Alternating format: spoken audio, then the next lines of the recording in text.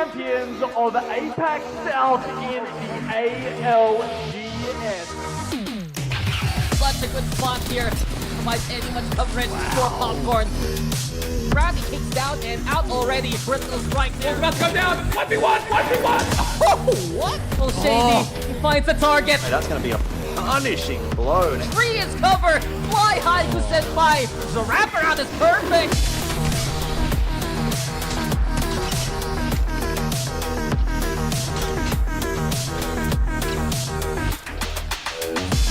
What? No! Look to overextend. So does Kashira. Does get spotted out. The pings go down. Oh my god! The 360! What a beast! Hello and welcome everyone to the APAC-South Pro League, where we're covering all the Apex Legends action in Split 1. My name is, of course, Lace, or also known as the fake voice actor of Mad Maggie. I'm, of course, joined by my wonderful casters, Genome and Dax. You know, we've only had a little short break, guys. I hope you did your stretches. Are you rearing and ready to go for another 6 matches? Well, I mean, look, we were just tucking into some food, as apparently the stream got to see very briefly in the break. So yeah, I'm ready. Yep. I know, I got a nice little preview of Dax. I think I was out and walking there. But Dax, hopefully you've had some sustenance. Oh, yeah, sure, of course. That's all I want to talk about now over anything else. But yeah, I mean, we got B versus C coming up next, and we already saw how explosive Group C had an impact coming into the day. Now that they have double duty, endurance, yes, is going to be a factor, but I'm still looking at the usual suspects, IBG, Wonton, Dumpling, those names we have to watch out for. And I mean, it's not just that they had to play 2 series, right, Dax? Because you got to remember, some of these guys, right? Like, I mean, you know, they'll find a spot, they'll sit in zone the whole time, and maybe it's not as stressful as an experience for them. But teams like Wonton, Dumpling, who are fighting from the start of the map to the end of the map, if they have to play 12 games in a row, like that is a pretty intense period, right? Like there's a lot of energy expenditure there. Yeah, you know, we had a captivating start to Split in week 1. You know, we saw KAKKOII Gaming starting out strong and taking the first win of the day. Then we had Boogie Borders rise to tame, you know, with their tight cohesion coming together and winning overall for the first week. And then, you know, as you just touched on, we just witnessed, you know, more teams showcasing their skills, such as Wonton, Dumpling, and also IronBloodGaming steamrolling anything that they saw in their way. But I do know that there's a team you're keeping your eye on, Genome, which is DreamFire. Now that we are in groups B versus C, are you excited to see them play? Oh, of course. I mean, you know, these guys have been one of the most exciting teams in APAC-South for a very long time, and they've got a lot to live up to after last week, certainly. Looks like they've loaded in with Bang, Bloodhound, and Catalyst, so sounds like a fun comp.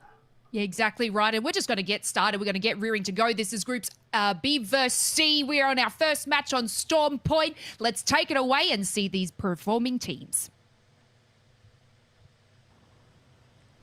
We're back here at the Storm Point, but with different teams now with Group C. Welcome back, guys. If you are just tuning on in, it's our second outing, Group B versus C this time around in APAC-South. Dax and Genome going to be on the mic with you as per usual. And one thing that you already pointed out, Genome, fan favorite DreamFire, they need to really make it work this time around, and they forego their old composition. They go with the Bloodhound instead, play a bit of reconnaissance to boot. Yeah, I mean, they'll still be landing over at Mill, of course, but What's new? It does mean that they can make use of both of those beacons that spawn in their POI. You know, they can get the ring console, and then they can also hit that player scan just to tell them exactly how they might be able to move into the ring, what spots might be available, maybe if it's too far away from them, who they can run it. And you know what I'm really curious about is who will take the Legends Gaming spot of Cito Station here with them gone from the lobby for the very first time. It's actually Kill Devil. You also have WMFireBird over onto Checkpoint, which means NorPad gonna get taken by IBG. And I'm very excited to see WMFireBird really perform now versus Group C. They were one of the teams we saw be very aggressive, play that edge, and truthfully, they have so many similarities to what we saw from Wonton Dumpling a while ago, especially coming into World's Edge. I wonder how they're gonna stand toe-to-toe with such titans now. It is a good question. Was that just a freak performance from WMFireBird, or are they the real deal? Can they back it up? We'll have to see. Teams now rotating down towards the south of the map. Yo. Some actually going past each other even. I mean, you know, you're seeing full engage going straight over the top. That was Boogie Borders that was below them. A team that would happily take a couple of, you know, donated KP if they landed it in their lap. There you go. As you can see, quite a lot of it's over Jurassic Park, which actually makes this a fairly easy circle to predict. Or at least I'm going to say that now before I'm horribly wrong later. But that should mean this finishes, I would say, somewhere around Bamboo. I guess there's a chance it finishes over towards Pylon at the sort of the north west buildings there. But I really reckon this is probably going to be a Barrow and therefore, you know, probably north Barrow Bamboo kind of circle. Okay, so we're going to take note of what Genome's prediction is going to be. Boogie Borders nearby that location as well. And speaking of Boogie Borders, incredible game, especially in their last outing in A versus B. We saw Rafi put up the PK shots. We saw Fussy with an incredible 30-30. And now Boogie Borders have their sights set onto NoCredit. It's been an interesting outing for NoCredit, having to play from preseason qualifiers to make it back for familiar names like Savior, like Mexius. And from what we saw from last week, Genome, NoCredit is that kind of team that just pops up out of nowhere and basically griefs your rotation. Yeah, like no credit, no sense, no nonsense, maybe? Like, I don't know, man. Look, we've got multi-view running. I'm sure there's some people in the chat that have been spamming that, so please go and check that out if you guys want to see. It's been a great introduction this year with our help over with our friends from the Friends Project. And you know, obviously, yeah, you get to see all the teams. You can hear their comms as well, so it's a great way to enjoy the APAC-South action. What I would recommend is going to check out the NoCredit team on Multiview, because if you're with them all the time, honestly, it'll just be insanity, and that's just fun to watch. We're watching final start now, still sticking around with the Revenant. It worked a while ago. Does it work yet again as we're in a new group? DNC looking to deny them already, but Joker down for the count. It's Papa, the only one still standing here for DNC as they're playing by Lightning Rod. And I was gonna consider maybe DNC a better outlook now without Keep Going Gaming in the lobby. They're fighting for their lives here. The slice and dice action from Papa just cleaves the opposition, and final start will be gone now. Oh, pops him down at the end there. DNZ, as you said, coming out just on top. They've got quite a bit of map space to themselves now as they can start moving in. Meanwhile, yeah, North Barrow is getting super congested at this point. The way this circle is pulled, this means usually I feel like it's going to cut off a lot of the playable space in Barrow probably like a whole circle earlier than it usually does with the way this one is playing out. So it'll be interesting to see how teams deal with that. Yeah, and I'm watching right now for the teams after getting position. Kill Devil here by the bridge, getting covered by the staircase. You got MDY-WHITE, the team that took that final game of A versus C. And I wonder if they can get a bit of consistency moving forward. But Wonton Dumpling on the hunt yet again. A slow start a while ago on Storm Point. Does it continue now as Wonton Dumpling is losing this fight? But suddenly tides turn thanks to Jackie Chan. XDZ though, eventually he is hit by the Mastiff. And MDY-WHITE, they stop a potential rampage in its tracks.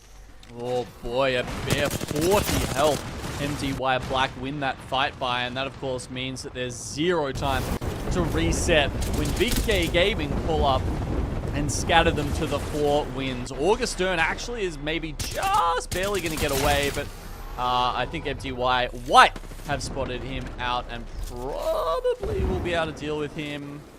Not sure they've worked out it's a solo yet. Yeah, they're pinging him, that's for sure, but they haven't really noticed how many numbers are there. Outside also watching out for them. Keeping an eye out on WMFireBird playing by Sito Station. So we're getting a lot of action right now towards the north side of the Forbidden Zone. And VK Gaming, a little bit of a disappointing run from that last outing a while ago. Looking to find a little bit more footing now. Hunting down these final members, playing away from the edge here.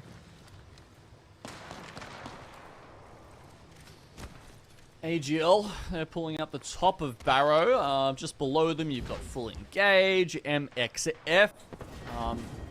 one of the teams we are definitely expecting to be a hard zone team, as we've seen them play so far. I mean, I think essentially anyone you see with a Valkyrie on the team in year 4 here, or at least in this current meta that we've got, Dax, you can very much expect to be a hard rotate team, a team who wants to get in position very quickly, because you are really sacrificing so much fight potential with Valkyrie just to get that earlier and better rotate that you get out of Skyward Dive as opposed to evac towers. And look at that, right? If you're caught immediately trying to rotate towards the zone, then especially as a rat, MDY-WHITE will hunt you down. So that's MDY-Black eliminated along the way. I do like the fact that you mentioned it, because MXF is one of those teams on the inside already. AGL, though, a team that we saw a while ago play on Barometer, that they're usually one of those edge teams that love to fight. We've seen them be a bit more, I'd say, passive this time around compared to their old outings, and I wonder when we'll get a bit of that flame back from the likes of Jackie, from the likes of QQ, especially because we know this is a team that can hold W key as well. Oh, absolutely. And yeah, you can see running the Conduit this season, you know, she is a bit of a flexible hero. You do see some teams like Wonton Dumpling running her because of, you know, that kind of capability that she gives you with the Radiant Transfer.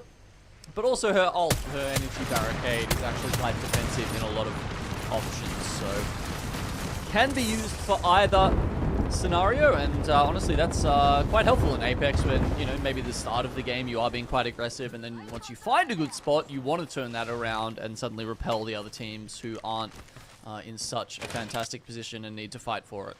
Yeah, it's a good balance really that is brought to the table. MDY-WHITE though, they're chasing after outside as much as they can, and LQ, he does have a ring also he can utilize, get that intel moving forward. Boogie Borders though, alongside Kill Devil and KAKKOII, they're gonna be having immediately that position, but not the intel MDY-WHITE has. So I guess that's a concern right now here for MDY-WHITE. How do they position into the next ring, knowing the fact that Boogie Borders sticking around by Orange and is gatekeeping everyone on the northern side of this ring so far, as IBG, they're hunting WMFireBird right here, right now. Pull up, as you said. Aegis wants to lead the charge, and here comes Aegis yet again. Beautiful beam, the doorway blocking his final few shots to keep at least the member of MeiDuiYaoBYD alive. But IronBloodGaming, they're here for more. Azudo, a beautiful arc star through the door now, and is able to keep IBG pinned. One down here for IronBloodGaming. It might be dangerous to face off against War Monster at this point, and WMFB, they're answering back with a gravity lift to boots. I'm not gonna lie, that was straight up just Conduit knowledge and ability usage there that won the fight for War Monster FireBird, or at least, you know, won the start of the fight. Looks like they're gonna finish it off now. Ziki may be able to get out and stay alive. But so basically they stuck on one side of the door, popped the Conduit all inside, and then, you know, he couldn't get through, was trying to heal, but was just, as you can see, taking constant damage from the shield jammer. And I was asking a while ago, can War Monster FireBird contend with the likes of IBG, contend with the likes of Wonton Dumpling? They pass already from the first map, and you gotta give big props to Azu. I believe he used to play in the Golden Stage roster before, one of the veterans really off this squad right now that came from the PSQs. But DNZ, on the other hand, it's a team that can actually play the same way we saw Keep Going Gaming do so a while ago. They do have to deal with outside here on top of the pylon, and for now, they don't want to contend. They do have the Horizon if they need it in a pinch. Yeah, now it's DNZ all the way over at the pylon. We get the moment of truth in just a second. And nope, pretty much as I called it. It looks very much like a bamboo circle. And these teams are over at Watson's pylon, who may have been holding on to hope. Well, they're going to have to move it out. But first, we're going to play a little 3v3 arena game. It looks like it, because they are so close. It feels like surely outside and DNZ have to pull into this. IBG, in the meantime, it looks like they did get some kind of res off, but Aegis is well away from Ziki right now, who's just been taken out. So, by the way, Aegis is over in Bean, crafting over there. So he's got a red armor to himself, and he can start moving inside the ring. But War Monster FireBird, ooh, have they played this out well enough? Yeah. Gosh, the rest of them they're all popping meds very much in the zone. I mean, it's a mistake that they've been making even last week, right? They take the fight outside the ring, but they take way too much damage, and we've seen them even with shields die to that ring in the first place. Luckily for them, though, I think this time around they have a car, so the Trident is something they can rotate with. They have full healed along the way, and they might even catch the last member of IBG by surprise at this point, but most of the rings now trying to head on down. MDY-WHITE, I think that's a team that has a bit of that intel, but they still can't find a way in, and they're navigating to where KAKKOII is stationed instead. I mean, it's a fascinating circle, Bamboo, honestly, as we see a little bit of almost oob action there from outside. They're going to pull down Boogie Borders right next to them in that orange.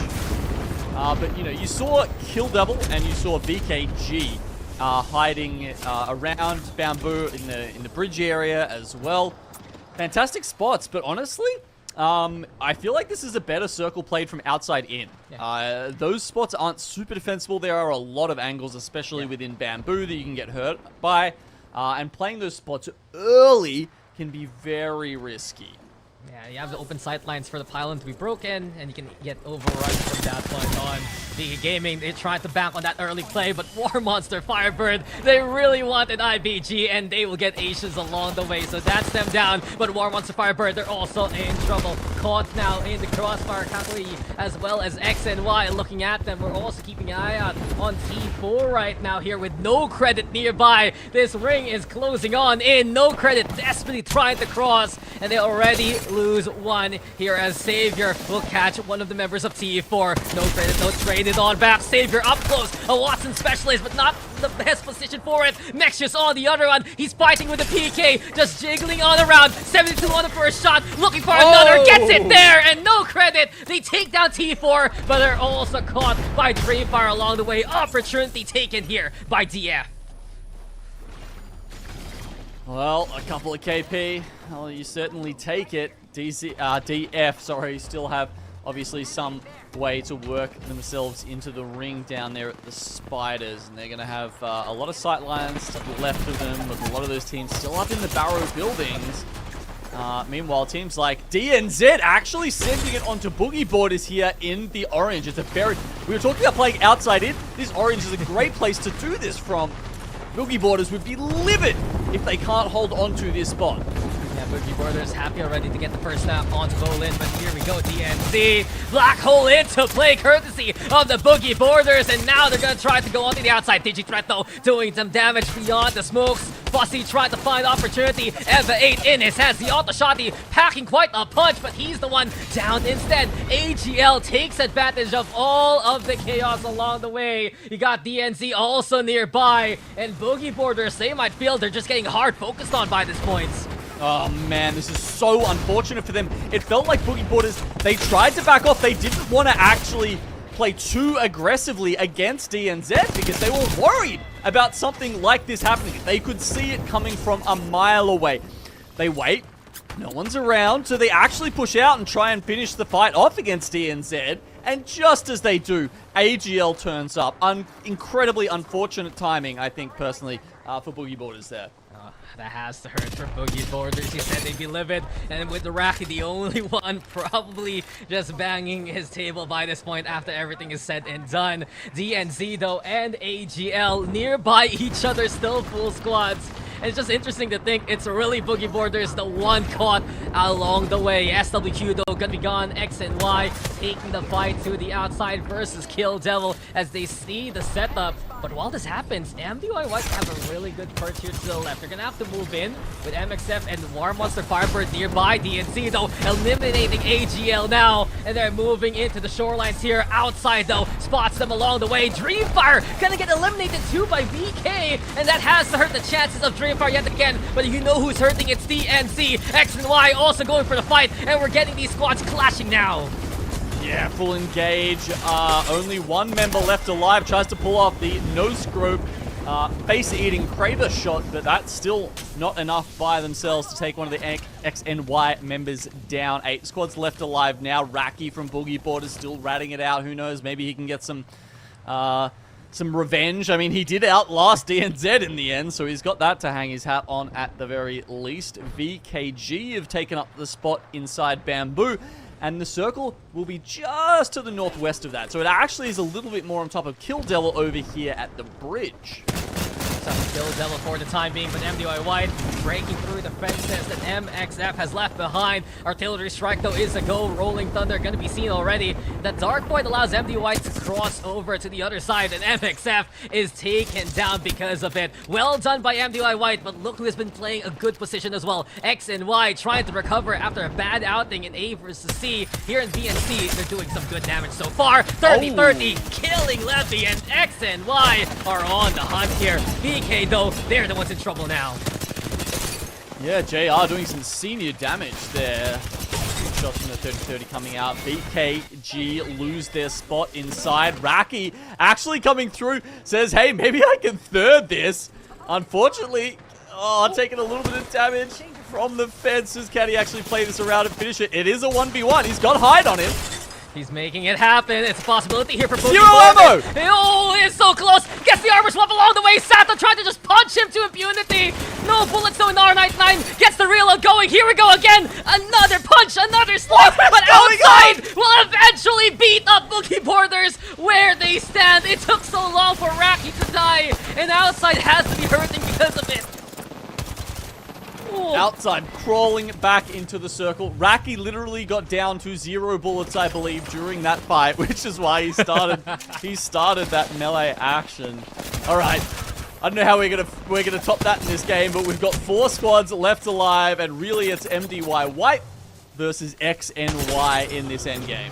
Yeah, here we go. XD's beautiful Kraber shot to begin with. Only has 1 bullet left though in the chamber, but he wants to lead the charge. The shot caller moving forward. X and Y will follow suit. JR again, the 30-30 keeps on repeating. It's a tune that X and Y love to hear, and they're now in the top 3. Outside though, spots an opportunity. 2 left for this squad, and it truly is chaos here by the bridge. Rolling Thunder now to play again.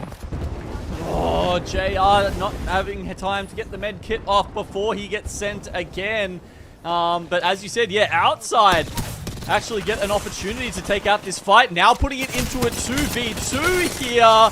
And outside, wow, using the height to their advantage will come out on top here in game 1.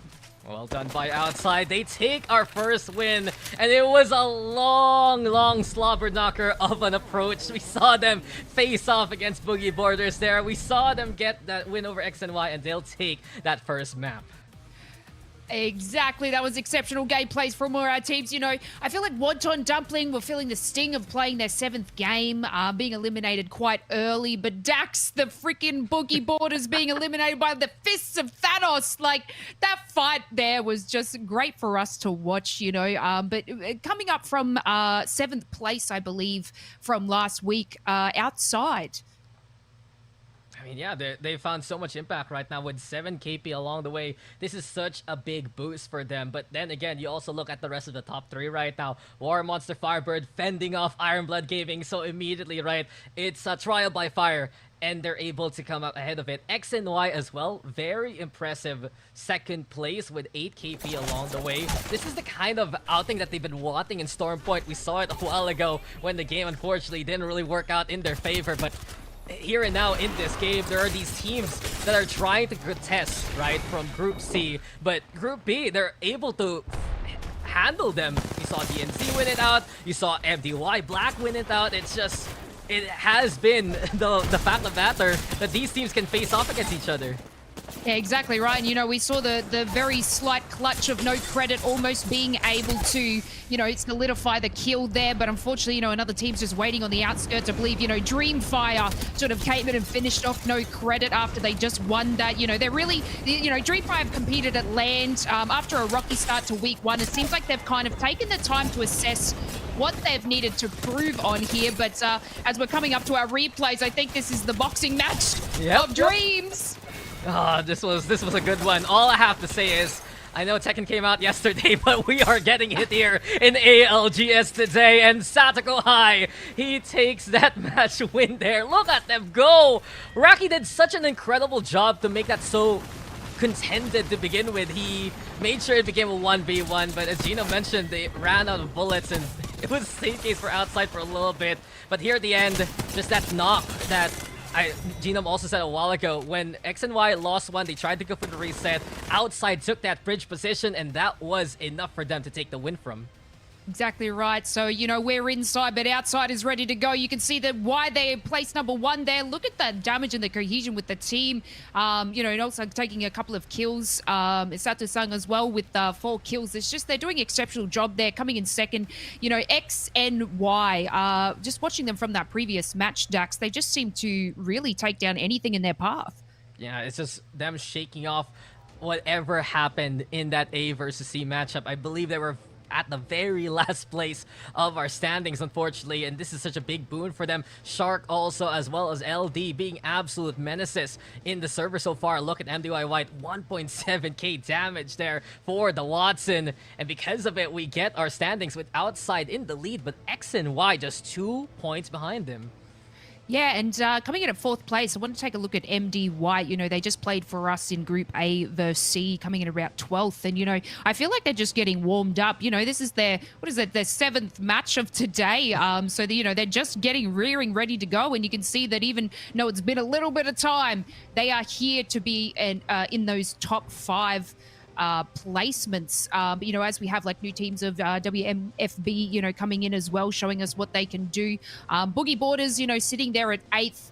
But this is what we saw from Boogie Borders last week, Dax, where their first game of the day, they didn't really perform the way that we know they can. I believe it was 17th. So, you know, they got knocked out quite early. But we just see a rise from them in the coming matches. I mean, it's always there, the potential of Boogie Borders. And let's not forget, it was one of the worst, unfortunate things that could happen in that third party between DNZ, AGL, and Boogie Borders. So I feel like the bounce back, it's always a possibility for them.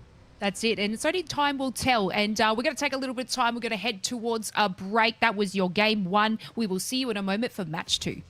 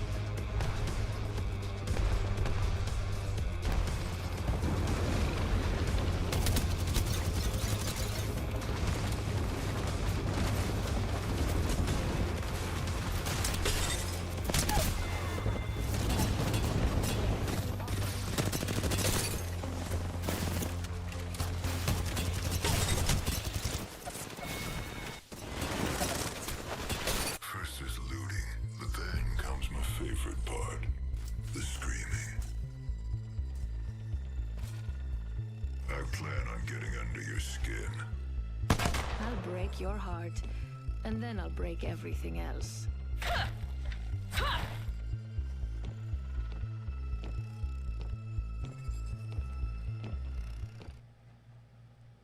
And welcome back, everybody. You are joining us here today to watch Group B versus C go head-to-head. Dax, it was just an exciting match 1 on Storm Point for this lot of groups. I think we had Outside just taking the lead there.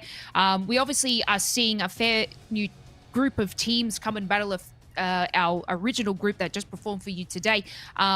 And, you know, you can see the difference in teams that are sort of had today to play a bunch of games, and then, you know, the teams that have, you know, probably just been practicing on the sidelines waiting for these matches to be over.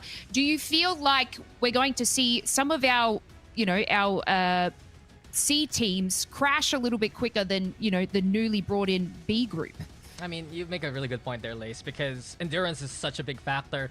Where Group C, they had the week off last week, yes, but now they have to put in the work and play 12 maps in a row, basically. And we saw that crash and burn for IBG and Wonton Dumpling. They need to find their footing back, and they want to have those monstrous performances that we saw a while ago.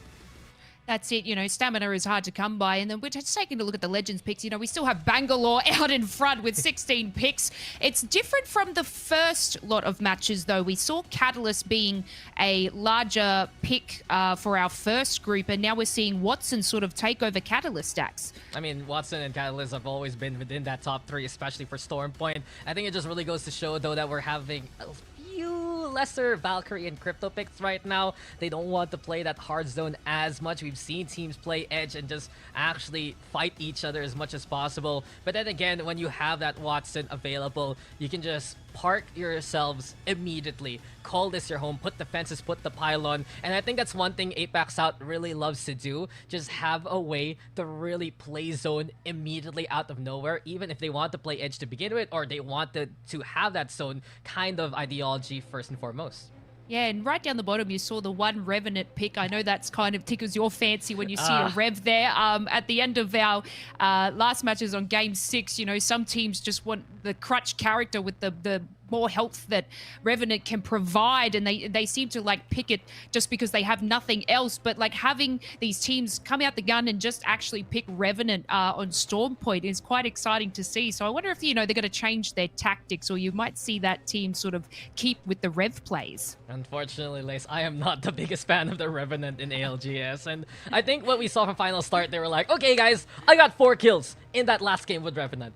Do you trust me enough to play Revenant again? And they were like, yes, sure, let's go for it. But it really panned out. They got 0 out of it, and I'd love to see Final Start go back to something a little bit different, because they have been a bit pesky, really, especially with Tree Cleaner. When they find teams that are late on the rotation, we've seen them actually get a bit of that value, get more of that KP, and I'm really watching it for their legend selection right now, if they're still gonna stick with the Rev, because I feel like enough is enough by this point.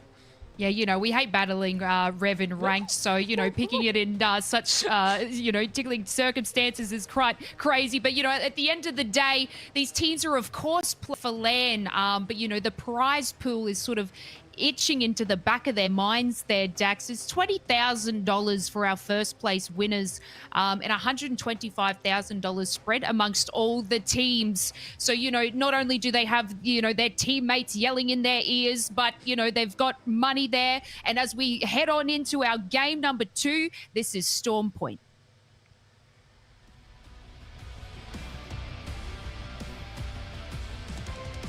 Prize pool is there, the land slots have been increased, and APAC-South getting such a good showcase so far. But unfortunately, to my chagrin, I see a Revenant still Final Start, and it's gonna be very interesting to see if they can get those kills there. Welcome back, though, to game number 2. Dax and Gene, I'm still gonna be with you, and I gotta ask you, man, I know we talked about it a little bit in that last map. We talked about it in the pre-map as well with Lace. What is up with Final Start with their composition here? Bro, why are you hating? Okay, there you go. So, bro, why are you hating? That's the only answer I need from you, actually. Oh my god, they actually got a pick on Kill Devil in the Trident there. Wow, good start from MXF. Obviously, so Kill Devil essentially trying to execute the same strategy that Legends Gaming do by stealing that Trident, but I'm not sure. I think there's not a beam team in the other groups we've seen, Dax. So maybe that's the difference here. They run away from Cenote, and then they kind of get it through for free through Bean. I think it was as most X and Y contesting a little bit with Bean, but they just give it up to Legends Gaming anyway. But MXF, it's something we saw a little bit in scrims, right? Even last week, when they know there's a team going for that Trident near the old armory, they're gonna go for him immediately, and with that lesser protection, easy shots from MXF to pick up the first kill on the board. Right here. Yeah, I mean, you're dropping straight there, right? Like, you most likely almost certainly have a white armor. So, yeah, it doesn't take all that much to take you down. Sure, the Trident gives you a little bit of damage protection in terms of how much damage you take per bullet, but it also widens your hitbox by, like, 8 times. Yeah, well, I'm just watching the rotations to the northeast, even though our ring has pulled more so on the northwest instead. So teams playing towards Northpath, towards Checkpoint.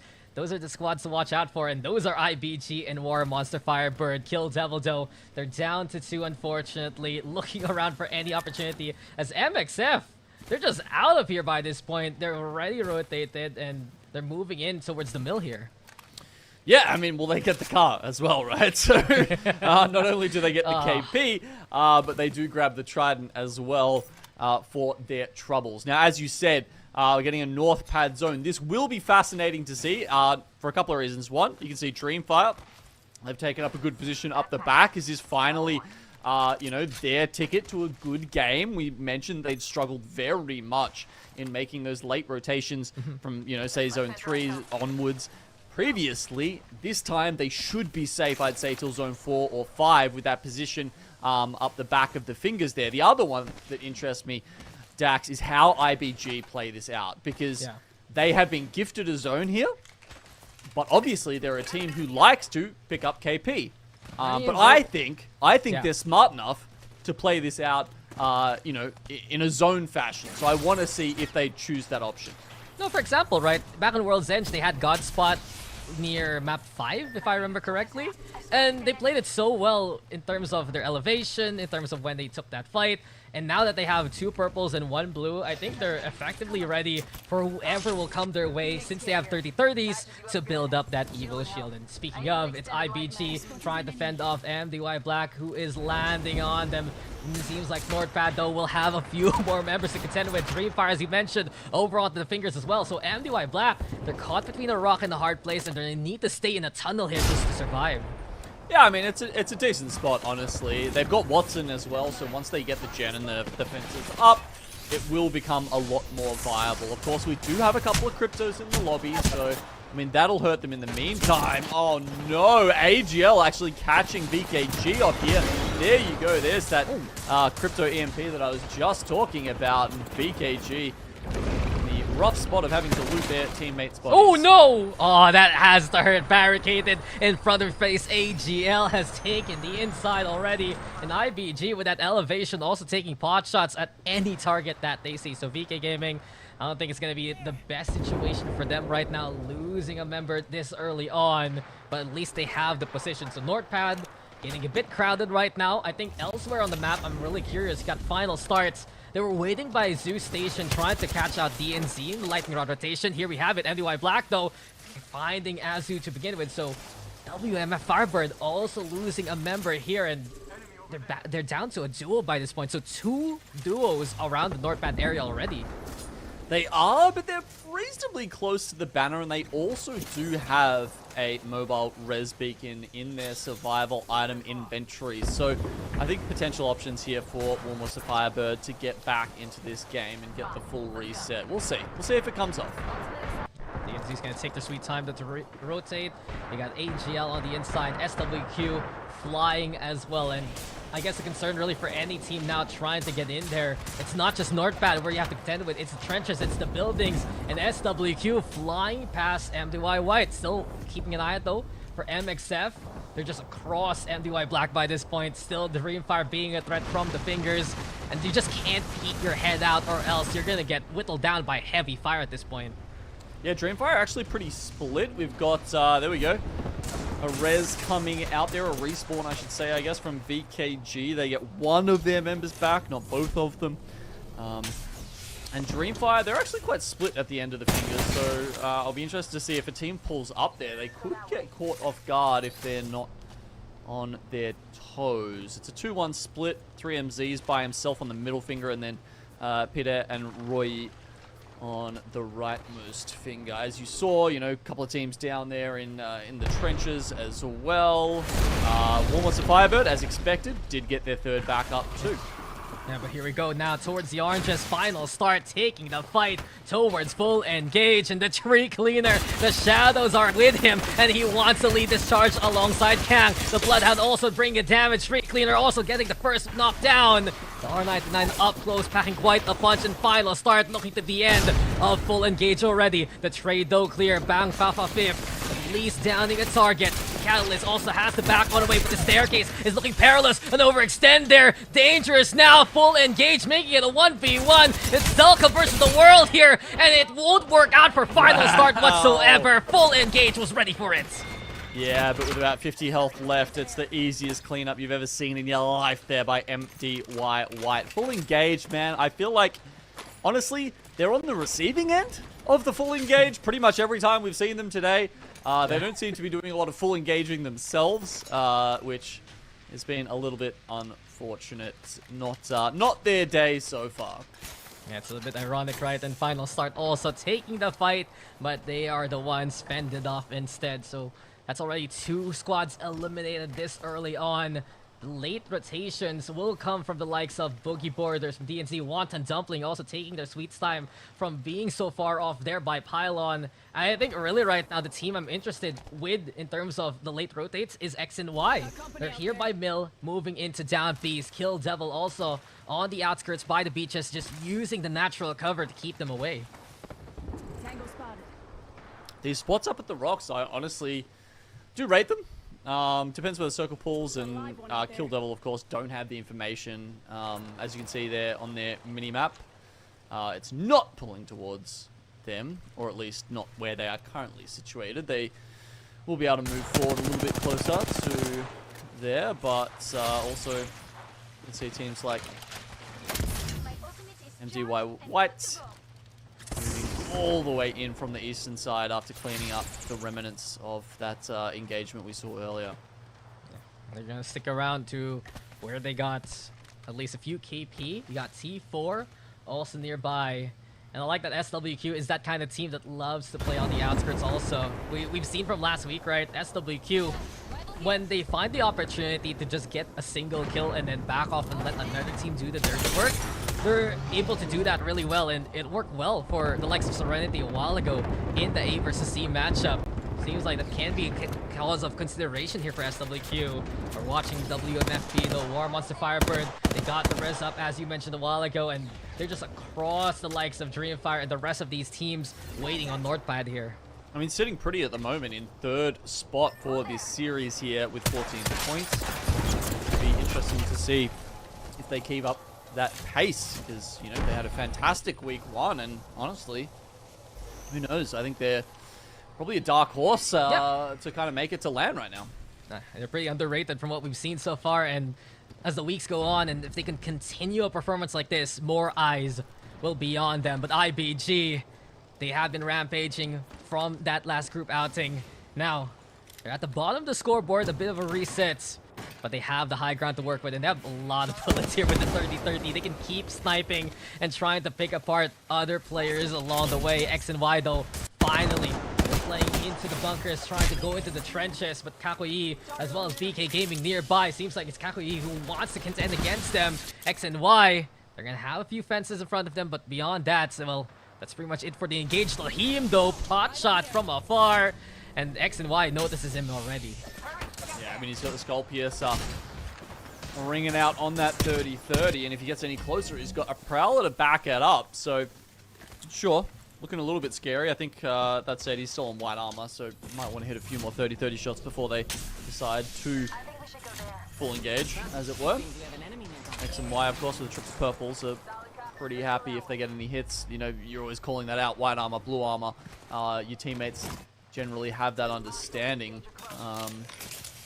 Okay, moving on to Wonton Dumpling. They've been doing some zone crafting, and after an absolute killer first series from the Chinese team, they're going to be moving into checkpoint here, where you've got DNZ, but also Boogie Borders. So this is a pretty risky triumvirate of teams over here at checkpoint. Yeah, a bunch of big dogs ready to fight each other as soon as they see that they need to move even more north. NoCredit, though, they're in trouble. Saviors already down for the count. MDY-WHITE, they're happy to still stick around this bunker. They even have 2 pylons to work with right now. One from the enemy, one from themselves, and this is their base. No one can touch them. Oh my god, this looks more like a StarCraft base or something. These guys have got set up here on MDY-WHITE. They have enough Psy. Playing tower defense in there. Okay, well, NoCredit now down to 2. They're just going to be creeping on in the meanwhile. Someone coming over the top. That's T4. Actually, a fair bit of space there as you see them take that evac tower towards the north side. They're trying to find a spot behind, you know, one of the rocks there. Perhaps the, you know, the little concrete pylons that are up the top. Oh, Kill Devil. They're in danger, low already for the 3, and you talked about Normandy a while ago. We're seeing it right now. The traps, the boats, the only things keeping them alive. X and Y is on the hunt, and they know they can secure this wipe immediately. Kill Devil is gone. That's points racking up for X and Y as they are in the top spot right now. And you know what? Once again, that was just the 2 of them, Dax. YC, way far away from his teammates right now in the gazebo. Holding down his spot in the ring. X and Y are so incredible at doing 2 things at once. Yeah, I think they're one of the teams we've seen really love to have this anchor play available. If everything goes bad, they can just go back to where YC is usually stationed. I've seen JR also be that solo player as well. And it makes sense because XD is your IGL. He's also your catalyst. So if you need the Dark Void to actually get through with the wall, then there are so many escape plans here for X and Y to work with. Yeah, quite a few for them. The wingman in the hands of JR now, but NoCredit after going down to 2 are going to get sent on. Found out by Boogie Boarders, but it's only Panna left alive. Taking on Nexus here. Somehow they've turned this into a 1v1, and I dare say it's going to work out very well for either team as MDY-WHITE pulls up. And you've even got Wonton Dumpling in the area. There we go, NoCredit. The first one to go down, so that'll at least give Boogie Boarders the 1 placement point. Can Panna make it any better than that? That's a good question because MDY-WHITE has been so well to actually third-party these squads, taking their sweet time to fight outside though. Winners of the last game on the outskirts yet again, and they see MDY-WHITE, one of their bigger contenders from how this ring has been pulling so far. Boogie Boarders though, they only have a single rat to work with, and it's Panna alive and KAKKOII X and Y now dealing with Wonton Dumpling who runs into them. X and Y, they lose 1 already. JR, YC, can they escape though inside the smoke? Wonton Dumpling tries to reign supreme. Immediately, it's up close and personal, but X and Y holding their own. Melee strikes yet again, chopping the head of the final member there. That's Gugu gone, but can X and Y survive a little bit longer? JR trying his best to do so. Yeah, well, I mean, they've got 6 kills. They'd love to convert some placement points as well. It's only Panna who's in the area, so this should be a solid reset here for X and Y. You can see there's no one else really that close to them. Everyone else is really jockeying for position up in North Pad, where, you know, most of the teams that we saw pull up early are still very happily just awaiting this end game. Oh, and it's 0 for 2 for Wonton Dumpling. They're usually the teams that gets the overrun going, but X and Y made them work for it. We saw a while ago MDY Black do the same thing. And X and Y just still being a factor despite being outside all of these North Pad fortifications. We're watching though DreamFire. They've been playing the fingers ever since a while ago, and not only that, they have the purples to work with. The Dark Veil available for Roy if ever. But we've seen the problems for DreamFire when they decide to engage. It's never really the best sign for them. X and Y though, different plan as they get closer and closer now. Whoa, hit the 95s there. With the wingman are X and Y, but so many teams shoved into either the canals here or into the building, on top of the building. A couple up north as well. That's where the zone is pulling. It's right on top of DreamFire, so they have opted straight into God's spot here. Have to keep our eyes on them as this game draws to a close, and 1 by 1. These squads are falling. T4 haven't managed to find a lot of success so far in year 4. Boogie Boarders, there we go, Panna. Oh, does fall. Yeah, MDY-WHITE holding their own. Yet again though, another game. We're still at double digits in terms of the squads, and the ring is already by the 5th DNZ. There's trouble afoot.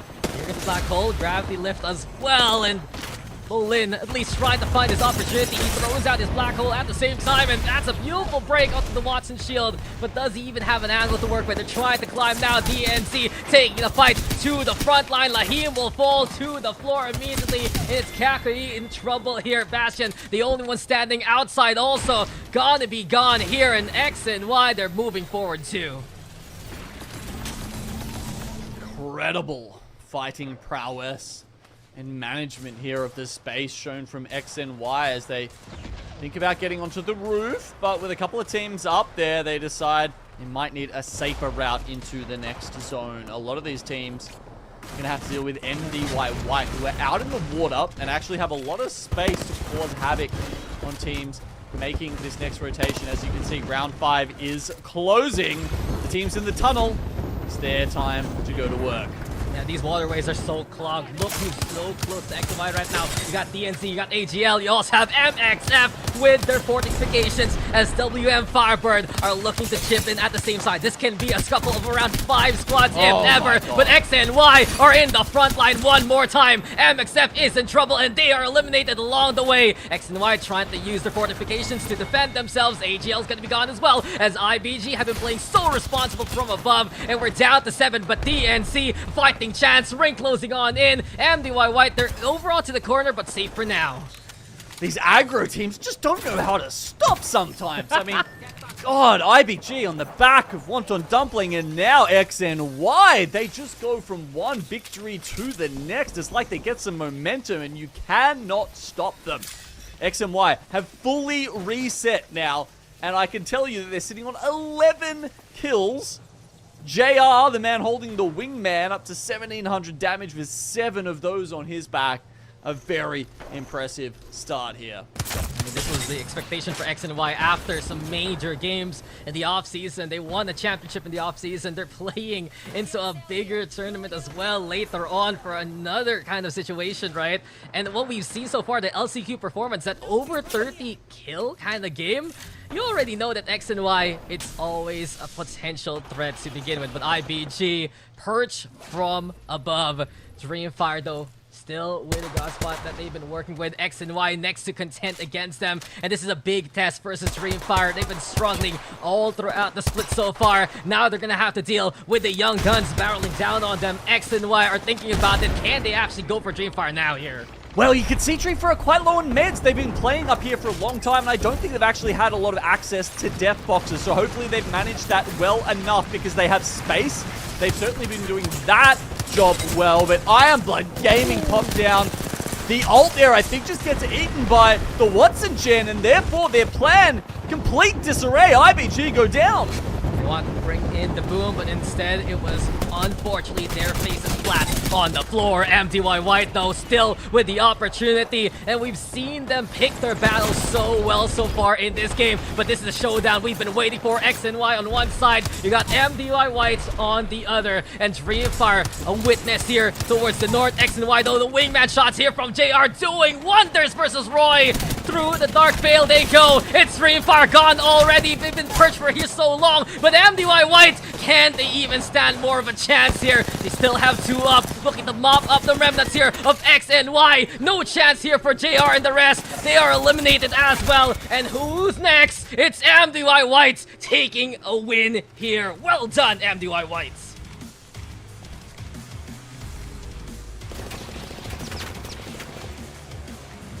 A passionate end to our second game on Storm Point. We saw MD-WHITE placing in about 4th in our first round there, taking out the win. It's just amazing to see these teams sort of go from the bottom to the top, Genome. But, you know, IronBloodGaming, you know, they showed their edge dominating skills, having the zone pull to them. They kind of treated it a bit like a spider web, catching all the flies, rotating in. But, you know, that move, you know, which they usually do, they usually attack any team. They see that move coming from down off height. Maybe didn't go their way. And then having, you know, DreamFire waiting on the outskirts there. But just MD-WHITE, Genome, just taking it for themselves.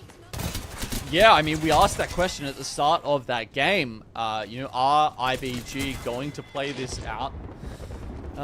You know, in a smart manner. I think they did. They held the catwalk. It's a fairly unassailable position once you get up there. It can often be hard to manage your meds and whatnot when you're up at the top, but IBG managed to do it well enough. And they held up there until, what was that, about top 5? I think it was. Yeah, they came in 5th with 8 kills, I believe. So, yeah, it ended up being a very solid game for them. And, you know, that's what you need to be one of those top teams. You need to be able to flex between the 2 styles as necessary. Yeah, and X and Y placing second in the previous match. They held on by the skin of their teeth when, you know, Wonton Dumpling sent them at full force. You know, X and Y taking over the steam-rolling role from Wonton Dumpling. They're most certainly giving us the energy, Genome. Yeah, and that's another thing that, one that you'd mentioned as well, Lace, is like, damn, if, did Wonton Dumpling go so hard in that first series that they are flagging a bit now, that they're, losing some of that energy and therefore losing some of their momentum. Having a look at this scoreboard now, MDY-WHITE with 11 kills, XMY with 13, IronBloodGaming with 8. This has been, wow, a couple of real KP sponges here in this lobby, dominating most of the fight wins that we see. Yeah, and it's kind of nice to see DreamFire there placing up at 4th. Last week they didn't live up to our expectations. They showed us a little bit of a rocky start, but DreamFire, they've competed at land. They have been in the action. So it looks like they've sort of taken the time to assess what they needed to change this week and what they need to improve on, Gino. Yeah, I mean, it's better than nothing. They do get some placement points out of that game, but considering the spot they had, Lace, I don't know if I'm, necessarily chalking that one up in the win column. Only a single KP for DreamFire. They were obviously playing it reasonably passive, and the meds and the amount of resources available to them, space was the only one that I think they kind of had on lock, and they potentially... it's hard to say without sort of seeing it all from their POV there, but maybe they needed to be a little bit aggro in some of those situations towards the end of the game to try and net themselves, a few more bats and just be able to be a little bit more aggro when it came down to it.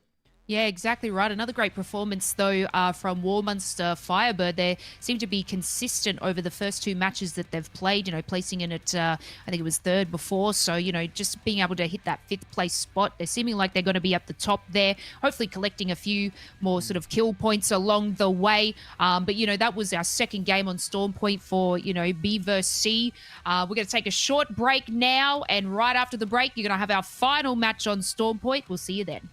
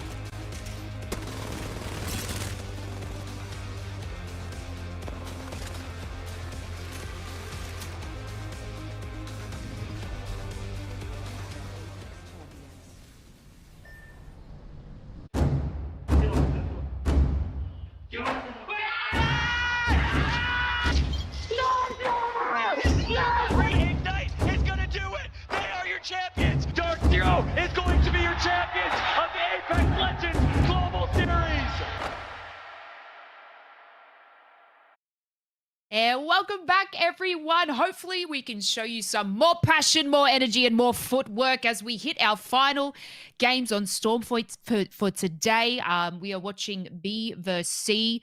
You know, Stormpoint Genome has to be one of my favorite maps this season. They've added more POIs, so generally teams won't contest each other that much. They get themselves some delicious purple and blue shields, so loot shouldn't matter as much to them. Are there any teams that you're hoping to see a little more from?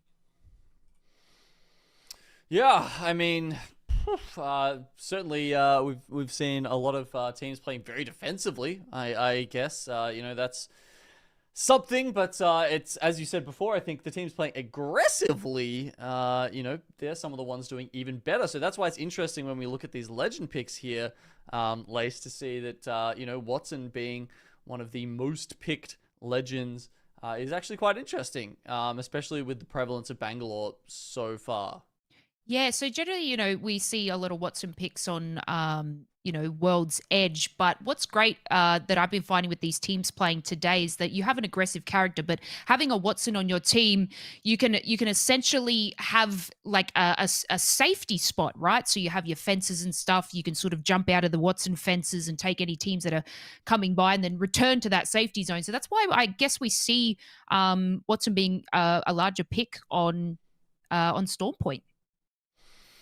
Yeah, certainly, you know, a lot of like open areas, I think, where you can, you know, use those fences to sort of cut off area effectively with that. She's certainly better at doing that than Catalyst. Catalyst a little bit more useful, I think, personally, when you're inside a building and you can, you know, use the barricade or block, you know, some entrances with the piercing spikes. Yeah, exactly right. And this is our final match on Stormpoint. I hope you're rearing and ready to go. Let's have a look at our game number 3.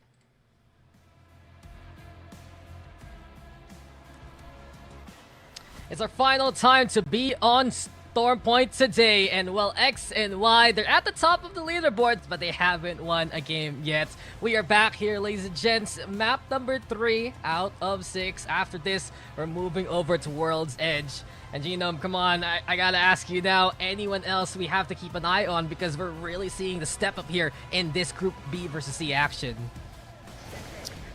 Maybe Boogie Borders. You know, they had a couple of fantastic games last week and a couple of, you know, not so great ones. So maybe we're just waiting for the other shoe to drop for those guys, because they have been struggling a little bit so far. Yeah, we'll see now as we are going to be getting into a ring towards the center, but it does pull on over nearby to the launchpad Stormcatcher area. So coming into this kind of setup, right, you got NoCredit nearby, you got MDY-WHITE, our winners of our last round, also within this area of effects. But looking at the team comps we've had so far too, the Bangalore, of course, still very prevalent, the Watson there as well, but we're seeing more so the Bloodhounds, the Horizons, variety here in Group B versus C. Yeah, definitely some composition changes between them, right? Yeah, it's funny that there's always seems to be a Revenant sprinkled in there somewhere, but yeah, even those, you know, the Crypto Valkyrie teams seems to be a niche, but you know, not unique playstyle that we're seeing in Year 4. Yeah, well, MDY-WHITE, they already have a vehicle to utilize, and we're keeping an eye on them right now and how they have been playing the third party so well. Full Engage also a team usually in the fight as soon as possible, and it's NoCredit running into them as soon as possible. Boogie Borders close by as well. Full Engage just trying to get out of the Forbidden Zone, but back to where they came. That seems to be the case, as they're gonna look to rotate away from a potential squad fights. NoCredit have been that boogeyman for teams who think they're in a great position and think there's no reason for other teams to push them so far. Will that continue to be the case? Tough to see. I mean, you know, they took honestly a pretty even 3v3 versus DreamFire and took that out last week as well. So they're certainly not a team to be trifled with as far as fighting power is concerned. It's just it's yeah, that decision making that makes them quite unpredictable, I suppose. Yeah, Full Engage, they tried to get away from any kind of chaos. It will be Boogie Borders above them on the compound. So as of right now, Boogie Borders already establishing their claim early on. You also have the likes of DreamFire still sticking around towards Mill, Wonton Dumpling towards Pylon, but Boogie Borders, they see the Dark Veil in front of them, and they're just looking for the shots along the way. Full engage, get the building across them for the time being. Kill Devil also coming nearby, and already seems trying to figure out where this ring's gonna pull later on. Let's go this way. Yeah, exactly. Where is it going next? It looks like it's going to be on the hill below Stormcatcher, most likely. Little chance it goes down towards Launchpad and T4 get lucky, but I don't expect it to be that way. But that does mean this little building here, this little collection of buildings, does become a bit of a hotspot. And, you know, especially Watson's a good one to hold there, because, you know, you will be taking a lot of poke from teams from multiple directions. That's really not the timing you want, is it? Yeah, You just put the pylon down. You get EMP'd straight away. Yeah, what a big bother. But MDY-WHITE, this is a team that has been a little bit unsung so far in this whole day. They won that last game in A versus C. They got second place only to MDY-WHITE, and they have the intel alongside Boogie Borders. That's why they're setting up in the cave station below them. But we're watching their final start, always looking for conflict. DNZ gonna be their target as of now. Selka trying to fight for Slider's purple armor out in the open there. Swapped on over a while ago, and final start, they're bringing damage. DNZ eliminated early on, and that's been something DNZ's been contending with throughout their run here in Year 4 Split 1, just getting knocked down early from their initial starting points. Yeah, well, Thunderwatch does seem to be a place where teams can, you know, reliably find fights early on. It doesn't even matter if you're not contesting. It seems like the north side is rife with edge teams, and a couple of them often will converge on Thunderwatch at the same time. So you do get those 3v3s. Sometimes, you know, maybe there's an extra team or two in there, but DNZ not the team coming out better off this time. Yeah, final starts. This is a team that is gearing up for early engagements with that Revenant, with that Conduit, and the Bloodhound. You know they've been looking for it, and especially as the map has shrunk the northeast side to allow these clashes to happen earlier on. But we're keeping an eye out, though. MXF moving on forward. You got NoCredit still searching for any kind of spot to work with. They don't have the intel for the next ring, and they're stuck between a rock and a hard place. Outside on their left, SWQ on the right, and a few Raptors to contend with nearby too. This position near the Prowlers can often be a little bit tough to hold. You've got angles from, you know, teams that can swing around the rock up to your north on the hill, and certainly 951 from VKG is looking over there with a 3x Nemi. You can see them pinging some of those shots potentially coming out towards them now. Wow, Chick is even having to worry about the Prowlers taking him on, and then not long after that, teams like SWQ on their east, they're probably going to sit in that house for as long as they can. Yeah, SWQ. See what they can do from afar. You got DreamFire also nearby as well, and yet again we see this from DreamFire. They're trying to set themselves up in a good spot, and a while ago the ring did pull their way, but they still couldn't contend against X and Y, lacking those kind of resources. We've also noticed last week in the World's Edge, they take the fight to teams like SWQ, and it wouldn't really be the best outing for them. So I wonder what DreamFire is going to do next. Watching out for final start as well. They have the Grand Cannon available for them to rotate. MDY-WHITE coming up close with VK Gaming also nearby. So 3 is a crowd already here by Storm Capture, and that's what we're seeing here. Yeah, I mean, they're probably going to have to get out of there at some point. It looks like it may be coming to pass. We could be getting a launch pad circle here, Dax. It has pulled hard towards that direction. And T4 might be sitting on a gold mine. Yeah, T4 has been prepared for this. MXF full engage as well with the combat right outside the POI. So overall, it's these teams who are going to have to run into them sooner or later, and I'm really keeping an eye on that, on what SWQ will do for teams rotating their way. But still, the standoff for MDY-WHITE, MDY-Black, same kind of case. And we've seen this multiple times today. We go into 3rd, 4th rings, we're still over 15 squads. You get into the 5th, it's double digits still. It's been the case until these teams start congregating and catching out one another in the rotation. Let's head that way. Is there anyone that IBG can catch out coming up here? They're popping an evac tower to further their efforts in that regard. MDY-WHITE, they're up towards the north near Stormcatcher, so they're good for the moment, but I can tell you this next ring pull is going to be, it's going to be a fun one. If we get some vision of the circle at some point, you'll kind of see how teams like NoCredit, who are clustered around the mountain, are going to be okay. But it'll shift over to one side or the other of the mountain, you know, sooner or later, and then we see what happens in APAC-South. Yeah, not many teams actually know this intel. One of the squads that does know the next ring will be KAKKOII, and they immediately have moved themselves into Launchpad and are trying to take the buildings on the right-hand side. So, well done for KAKKOII to get that intel. Looking around, though, for a War Monster Firebird as well, an X and Y nearby, but we move to Pylon 2.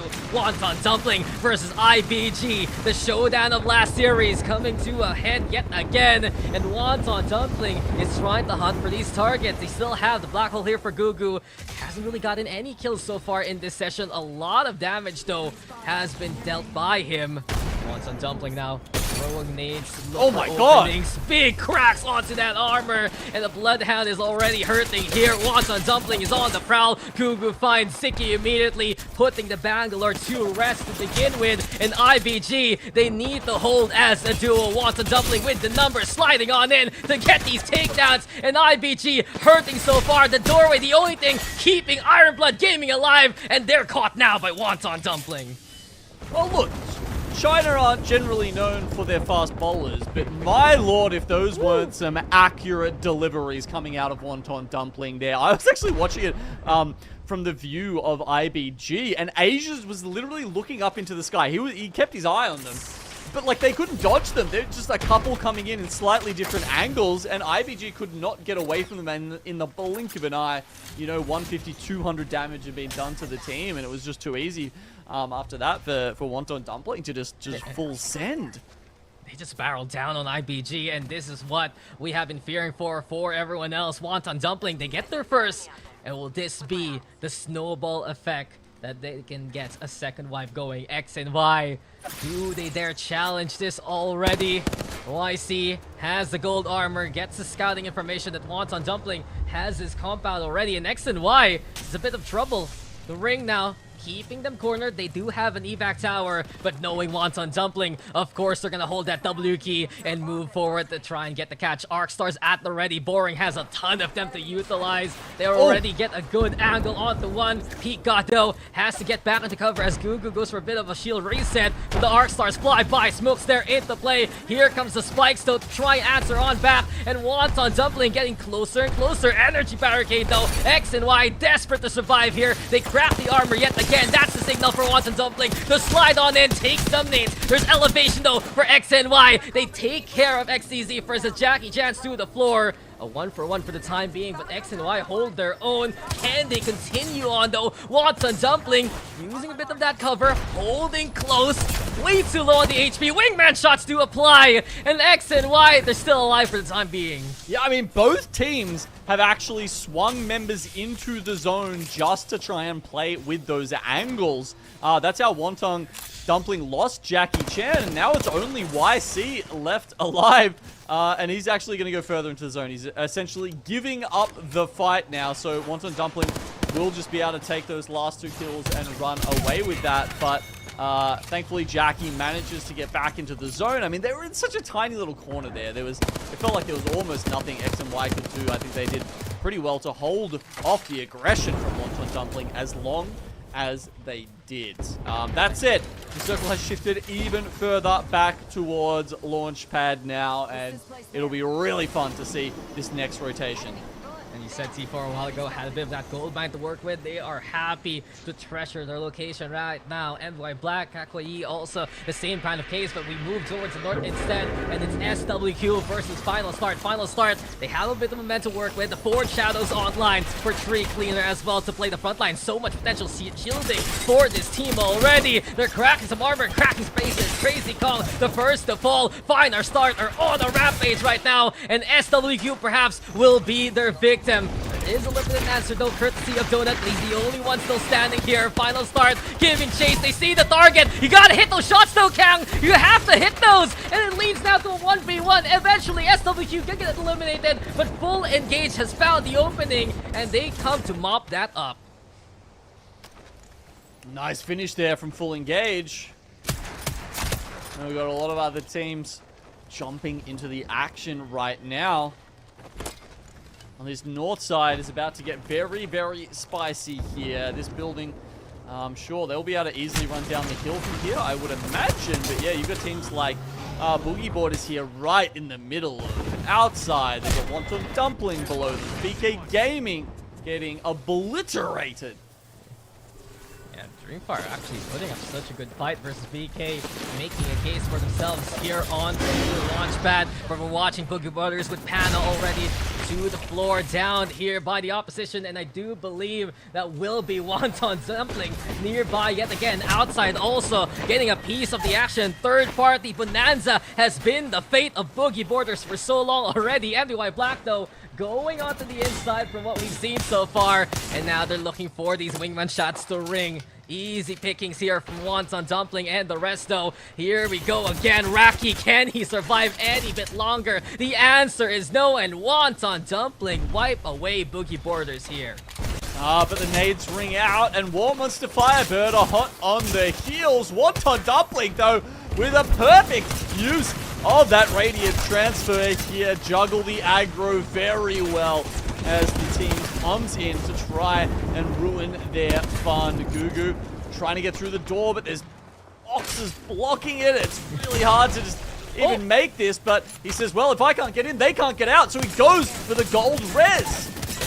Oh, Wingman trying to hit those shots, and there you have it. Boring will eventually hit those final few targets, eliminate Shark and the rest of WMFireBird. But wait, there's more, and MDY-WHITE are coming to collect. Here we go yet again. Timing is everything, and that's been the case for MDY-WHITE. And they're barely going to get out of this alive. Feiju was on 1 HP, but luckily the route into the next ring is clear. Going through the tunnel here, NoCredit. They're going to be Jackie from AGL actually following behind them, and then MXF in the position in front. As you can see, that bow, Archer's trained on. Back off a kick though, getting the one shot. No one saw that shot, but MXF might be in trouble here as Full Engage is looking to bear down on them. NoCredit, same kind of case. Very cheeky indeed. Has a cheeky angle to work with, yes. With only 9 slots left, it's gonna be a struggle for all these teams coming in from the north. NoCredit surviving for now. MXF in trouble here as Full Engage. It has the elevation on them. And while this all happens, look at MDY-WHITE. It's really been the case in point so far in this series. Them taking those opportunities after everyone is done fighting. Let them do the dirty work. Wait for the moment to strike, and Full Engage is doing that dirty work right now. They are finally putting some kills on the board for this team. We mentioned they'd had a couple of rough games earlier on in this series. Maybe this game, maybe World's Edge will be where they can turn it around. Similarly for NoCredit, sitting in the 16th spot in this series as well. A little bit rough for them. So MXF, oh, okay, actually go down. That's, I think, at the hands of Full Engage there. Yep.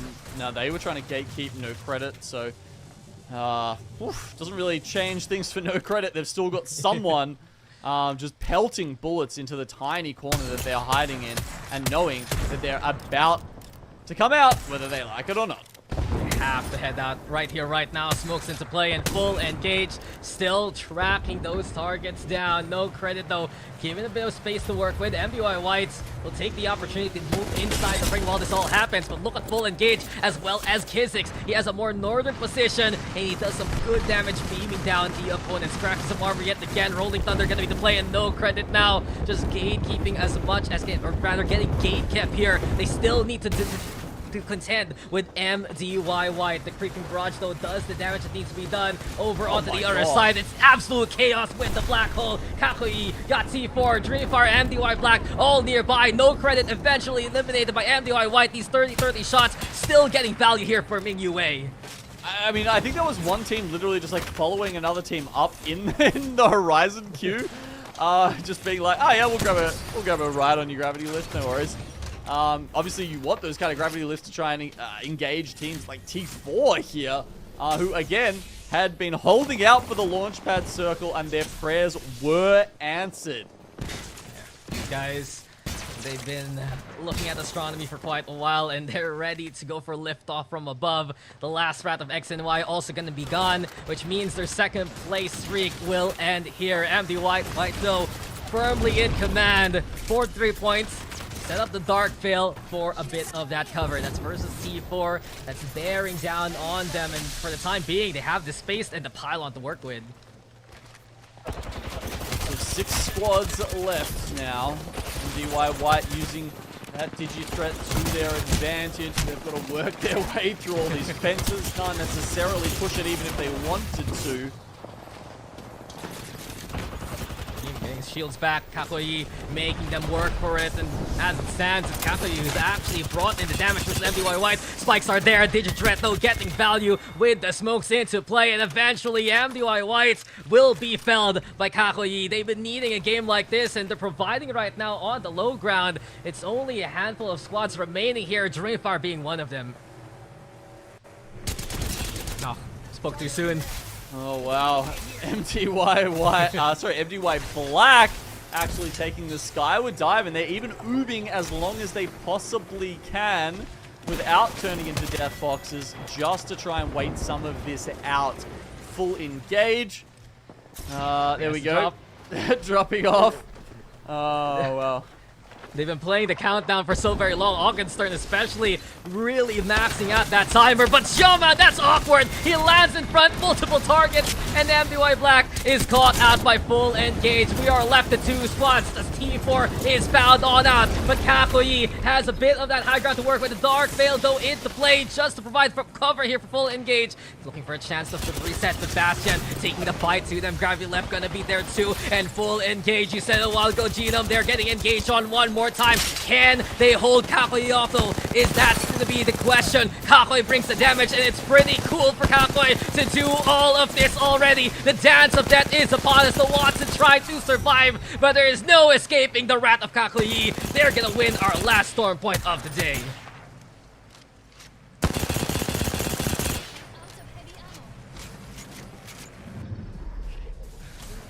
You know, completing our final game on Storm Point for Week 2, APAC-South Pro League. We've had teams from last week skyrocket up the leaderboard. Dax, they're showing us exactly why they are here today. You know, KAKKOII just taking out that lead there. They performed extremely well last week, you know, in our top 5. So I believe they placed 5th place last week, and they're finally, you know, rising up from the ashes, and you can see it in that game. Yeah, they really stepped on up, especially with that fight versus MDY-WHITE. But checking out some of the replays, we finally get Final start doing some immense damage. And this is why they're playing this Bloodhound and Revenant together. They just want the scout for anyone to kill.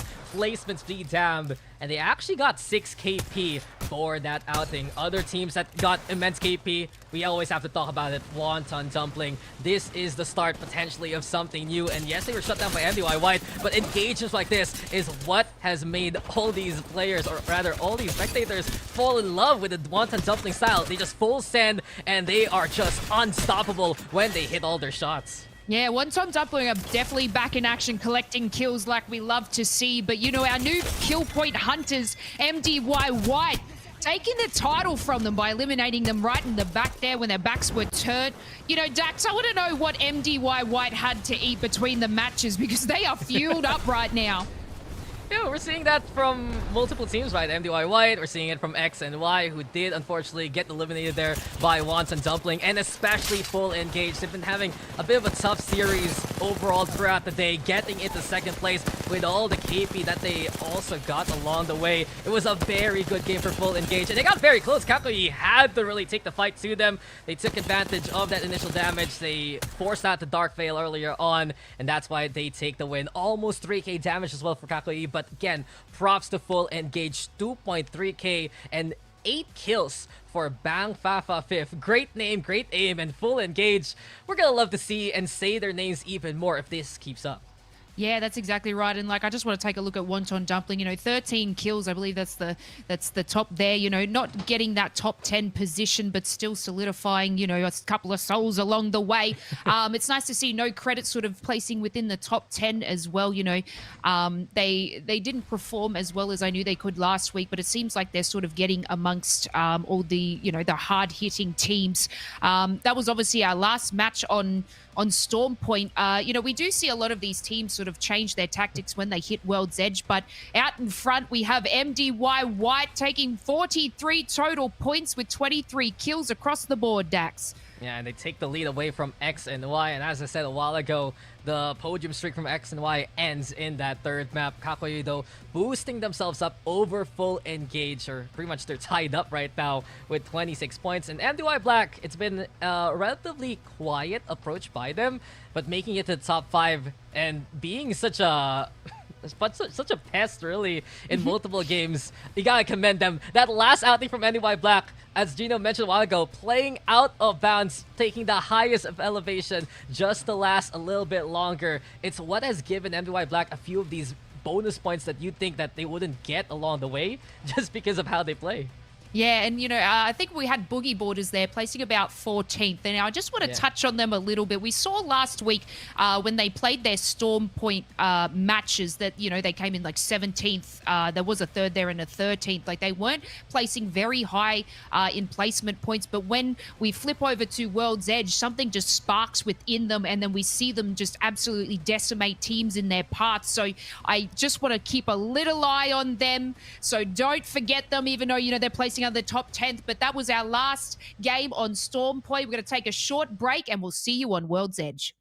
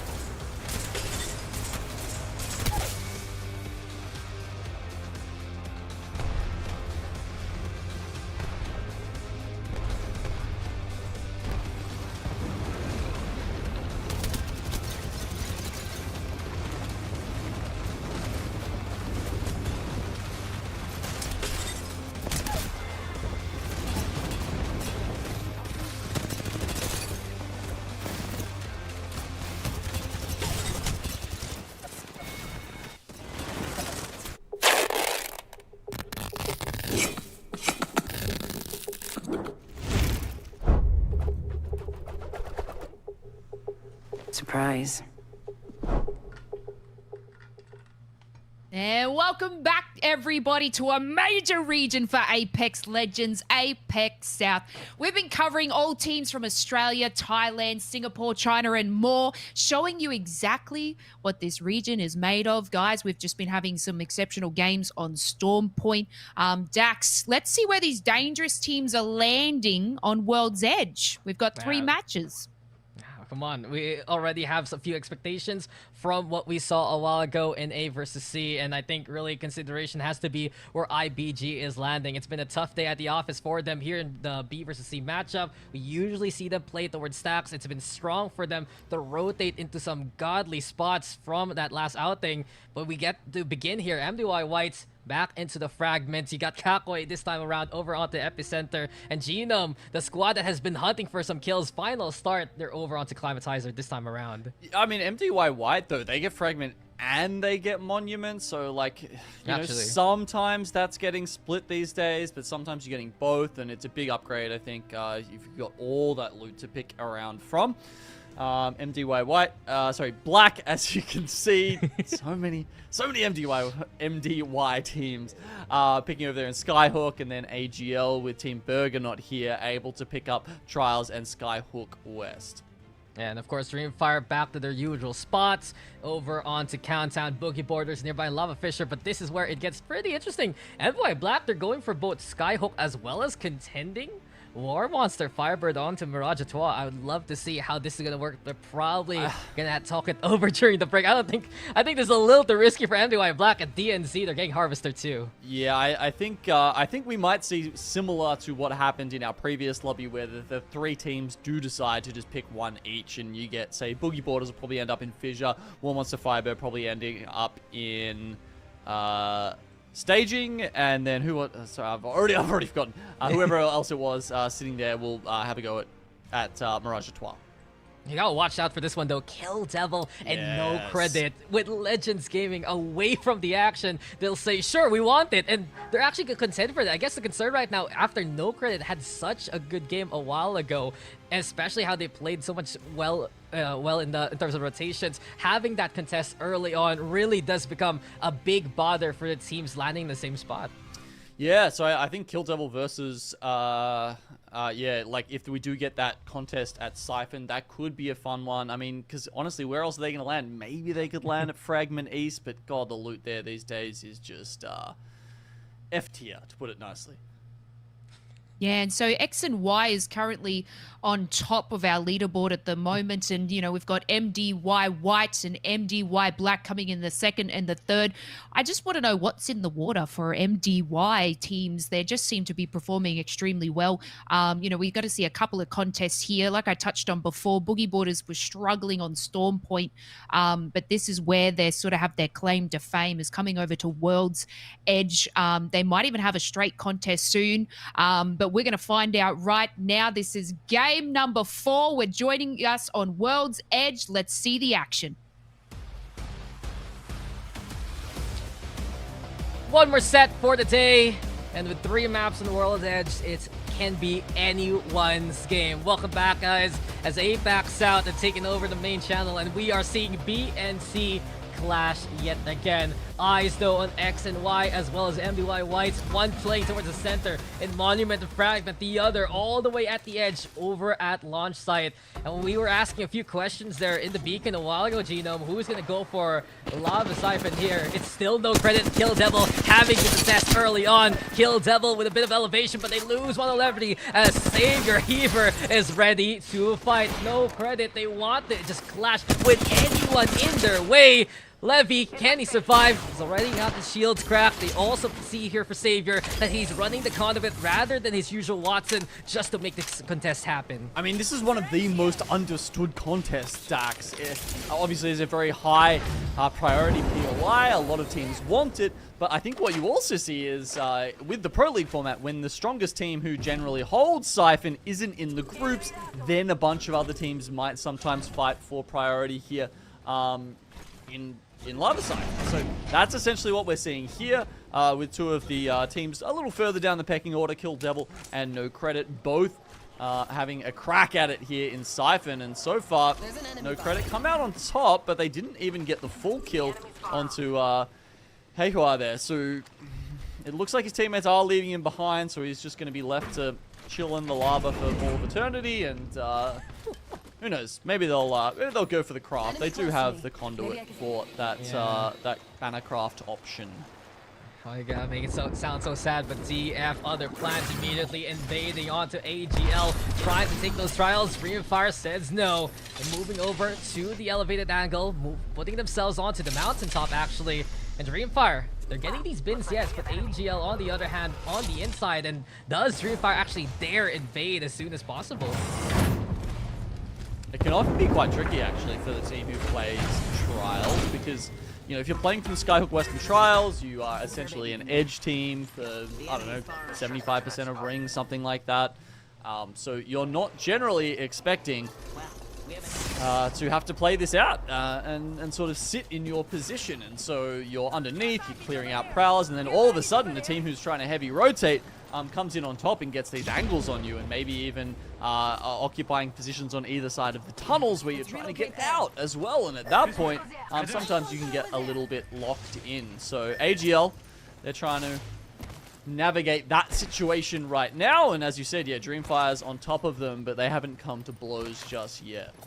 Yeah, because they got that ring console intel, and DreamFire sitting happy on a perch, potential god spot coming their way. But here in Skyhook, as all the other teams already looking to find their formation, and MDY Black, they are calling for the midpoint instead. MDY-WHITE's into building, KAKKOII across, but all the way on the other side, it's the rampage of Wonton Dumpling that we always wait to heat on up. Outside is the first one closest to them, and as Wonton Dumpling use the balloon to actually fly on by, immediately outside already evacuate. They've had enough. They don't want to contend with this, and they're hurting because of Wonton Dumpling and their antics. Yeah, okay. Interesting how, you know, the teams can affect each other around them like that. We just saw NoCredit got eliminated. That was by T4. Okay, right. So that happened all the way down in Lava Siphon. I guess T4, you know, maybe just playing the map, playing the drop spots. They understand there's a contest down there, so the teams can be locked into those POIs for a little longer, and they just decide to do a quick little drive-by and grab some KP on their way to the ring. I mean, obviously T4, they are playing Dome, been down there for a very, very, very long time. And when you've got, I mean, this is literally the longest rotation in the game, right? A Dome to like a trial zone. It's basically a whole flight path you're watching out for here, and MDY Black are watching for them too. They've decided to move their talents into another building, set up the interception pylon as well, and look to poke from afar. So you already have SWQ filling in a few of those slots. Boogie Borders, on the other hand, also nearby. But just because DreamFire has that initial spot, they can't climb this whole mountain. And I kind of want to talk about what Lace was mentioning a while ago for Boogie Borders. It's been a tough day in Stormpoint, especially because they've been always the victim of a third, even a fourth party, especially in that last game. Yeah, it can be really tough, but I don't know, like, just sometimes you can read that that's going to happen, and sometimes teams just make erratic decisions, and, you know, it doesn't quite seem to be up to you. Hard to say which of those is the case here, but WMFireBird is certainly someone who managed to, you know, make that RNG sort of go in their favor. AGL just playing it from the inside here, using the drone to scout out ahead instead of putting themselves at risk. Smart play. Yeah, they're a little bit separated, but they now know at least WMFireBird is on the outskirts of their position. Here we go, though, with AGL still sniping as much as they can. It's been pretty much commonplace here for rings 1 to 3 in APAC-South, right? These teams that play the 30-30, they have a longbow, sometimes the Sentinel in other cases. Anything that they can snipe with, even with the G7 Scout, they use this time to just keep the other opponent in check. They're happy to play for that Evo Shield, try to make the other team run out of meds as soon as possible. War of attrition, their weapon of choice, their method of engagement, fair enough. There's a lot of different ways you can play it out in Apex. It's one of the beauties of the game. Engaged team They really performed well in that last outing. Let's see if they can continue on with that momentum. VK over onto the train tracks as well, and they're going to be ones looking to find a northern slice of Skyhook here. But besides that initial kick onto Lava Siphon, no one really getting caught out as of yet. MeiDuiYaoBYD repositioning right now, trying to use that balloon to just get the hell into Skyhook here, and VK Gaming sees it coming. So does VK dare push? It seems to be consideration for Kassa, but no, stays in the building. MeiDuiYaoBYD will get the rotation that they wanted. So they get to sit in market. You know, we've seen a lot of end games end, you know, funnily enough, a lot of end games finish in market over the years, so wouldn't be surprised if MeiDuiYaoBYD get rewarded with one of those. Certainly would be one way to push themselves a little bit further up in 7th place as it stands. So far, NoCredit, the only casualty in this lobby. And might be that for a little bit longer, Dax, because Skyhook does tend to hold a large amount of teams for, you know, further into the game than other circles generally. Yeah, sometimes a little bit of SimCity. What's going on here? VK Gaming, though, they tried to take the fight towards the market, but MeiDuiYaoBYD happy to stay in their location, and VK decides to call it off as soon as they see the initial smokes come into play. I guess really right now we have a little bit of time to talk about these unique compositions yet again. Many of the team, Crypto Valkyrie, yes, but the rate still available for MDY-WHITE, and it's been such a good pick for them in terms of the rotation. They use the portal to keep themselves safe when many other squads are looking upward, right? For Skyward Dives, for evac towers. MDY-WHITE has been relatively unnoticed throughout these World Edge games just because of what they bring to this map right now. It's interesting how they've managed to fly under the radar, but I mean, that actually doesn't surprise me. I know Lace was talking about cockroaches before and saying how, like, you know, they just never die. I always thought MDY were cockroaches, but in a different way, in the way that they just kind of like slink from one position to another unnoticed a lot of the time. And they're very good at finding their way into final circles in a very sort of non-confrontational manner. But of course, when push comes to shove, they are no fight either, as we see one kicking up here.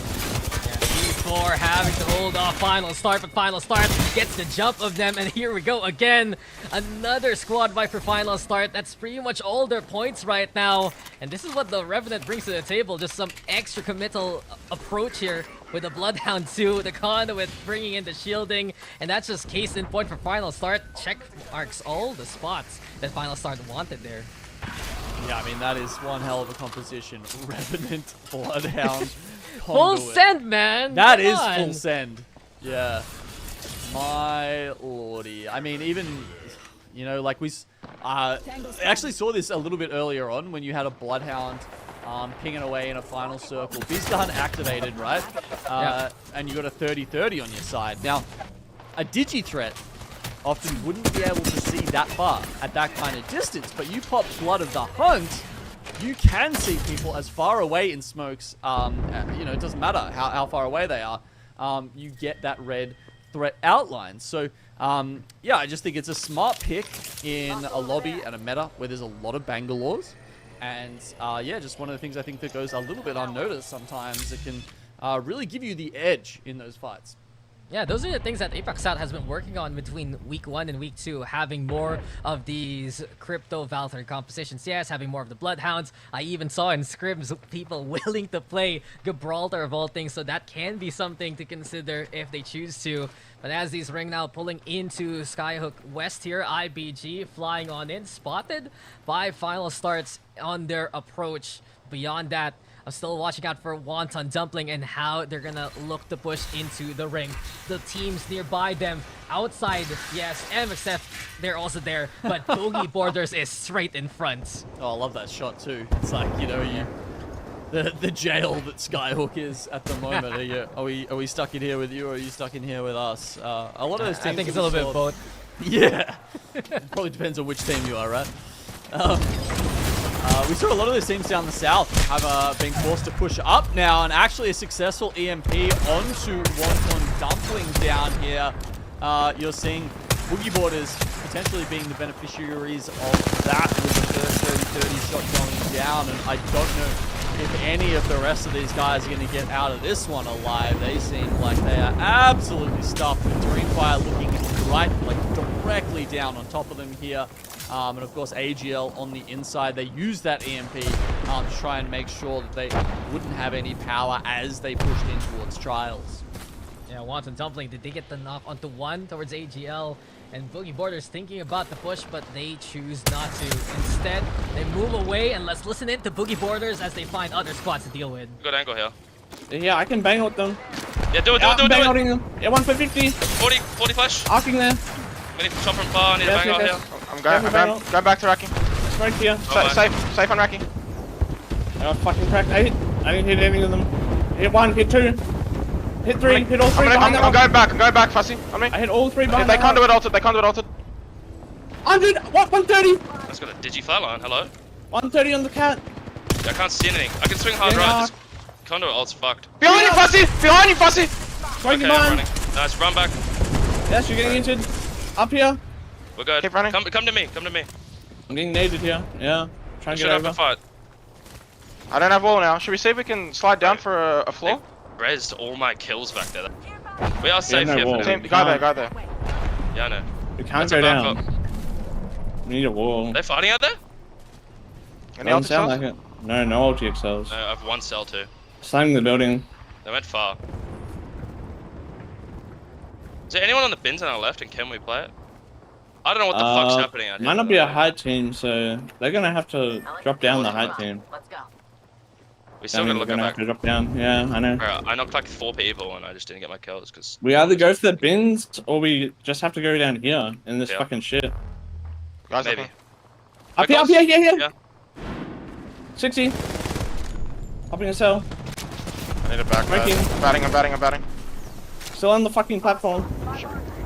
I got shit on. I'm out of You heals. get to me. 2 cells. Still a team on high. We're just gonna have to slide down to the fucking under bit. Yeah, do we do it now? We don't have wall. We don't have wall. I dropped you 2 cells. We got Getting wall wall down. down. Yeah, wall down. Yeah. We do it. We go down. What are we doing? Yes, we up here. Getting fucked in the back. Holy fuck, this group has fucking no brain power. It actually hurts. Up Hard in. safe on me. Here. Yeah, high's not looking. We're good for now. I'm out of cells. Did you get the cells I Don't dropped? have to play here. Yeah, I got them. Going for under. Yeah. 130. Chill. Hang out on me. Safe on I'm me, after maybe? Safe on me. Hard safe on me. Hide. Hide is on the bins. 6. I know. One's not up there, by the way. There's a team above them. I'm Good best one. on Fussy. We It is might best on Fussy out here. pushing me, kill- Pan. Yeah, coming. My die. Oh, On fence. Yeah. Chill, I'm on. Chill. I'm no meds. Neither do I. There's a nade. Go left. Bang low. I'm burning.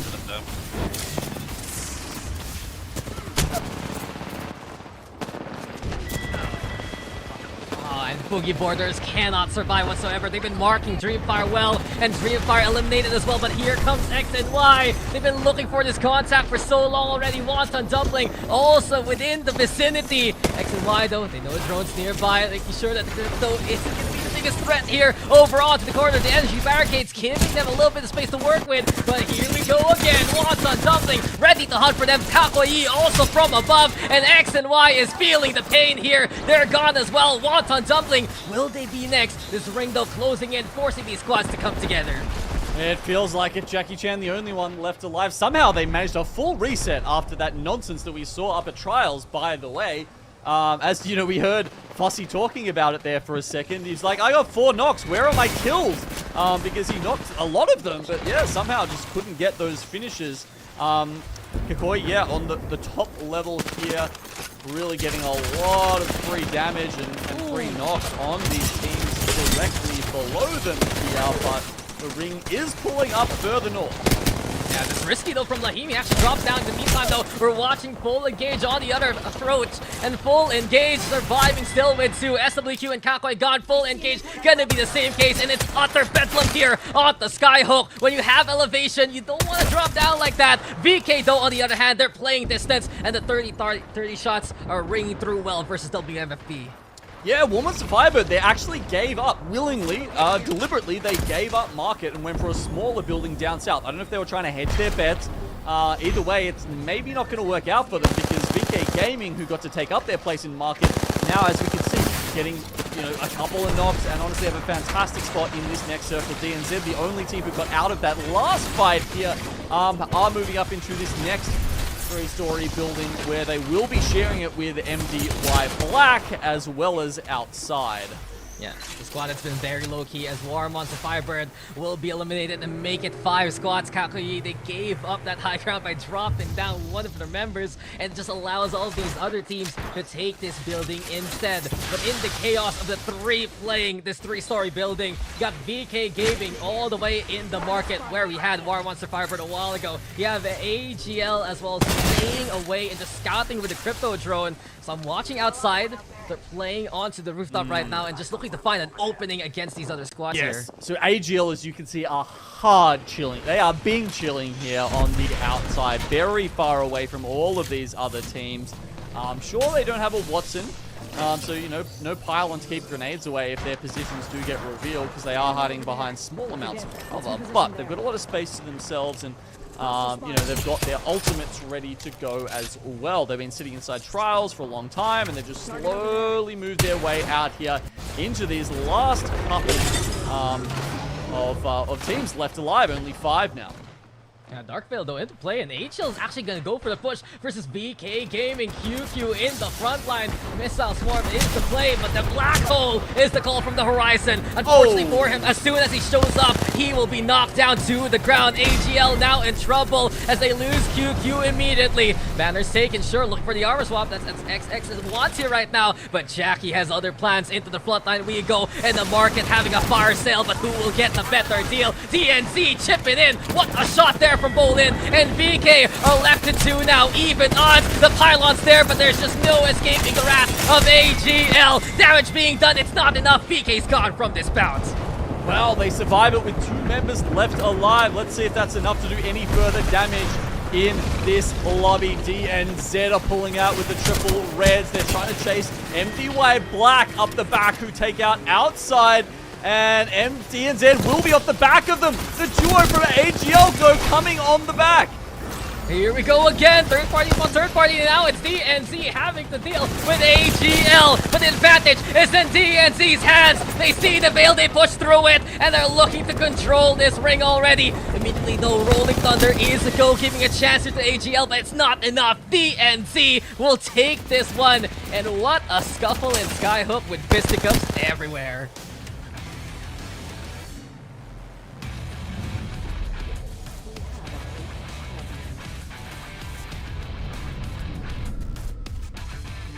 The first taste of the tantalizing action on World's Edge.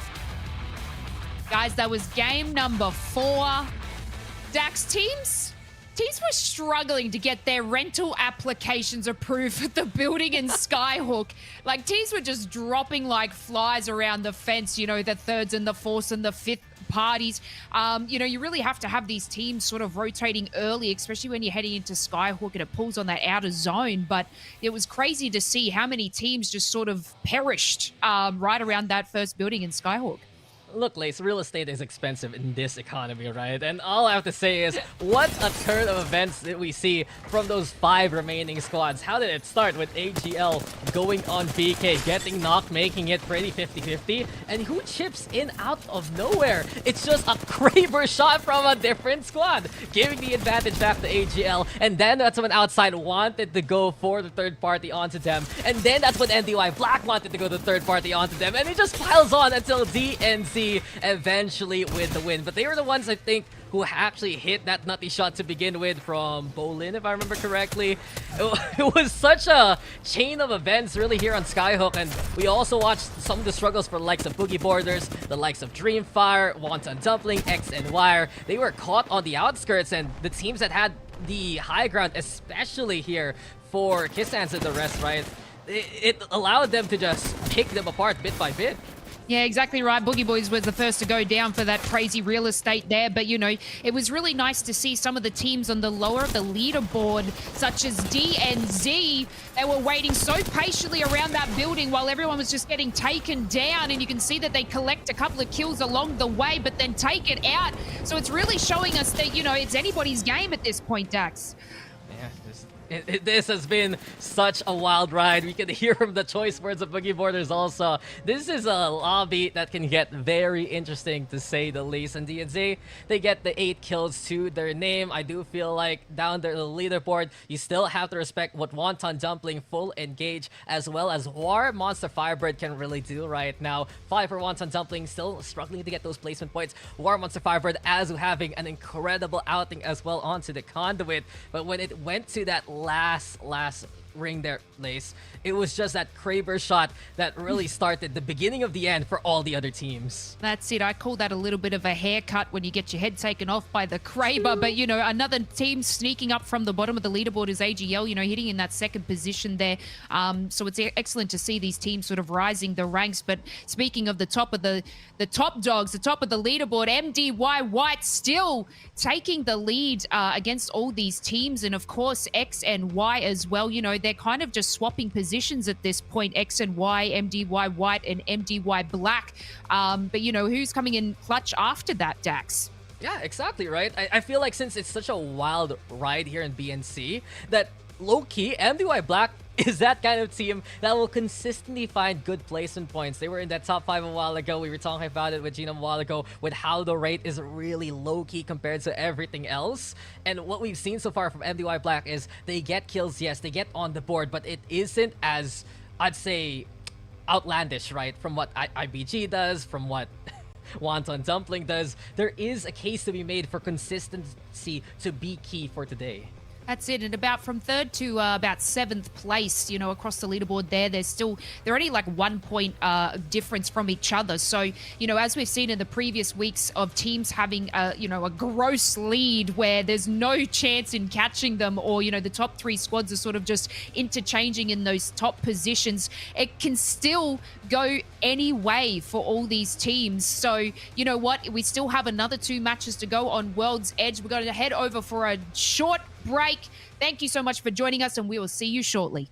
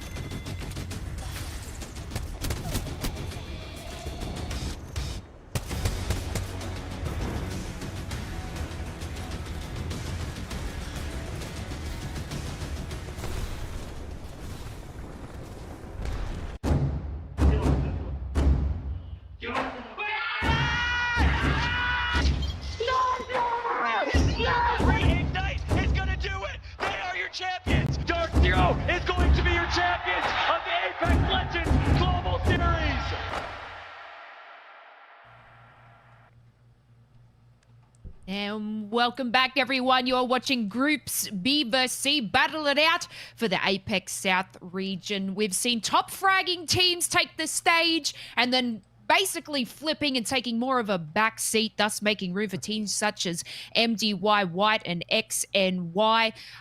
Dax, right at the start, you know, I wanted to touch on this too. We saw NoCredit contest with Kill Devil. Obviously, we don't have too many contests on World's Edge at the moment, but, you know, Kill Devil getting 2 members taken down, but managing to get the full reset. Do you have a feeling like maybe NoCredit might take a little bit of a different tactic going into Game 5?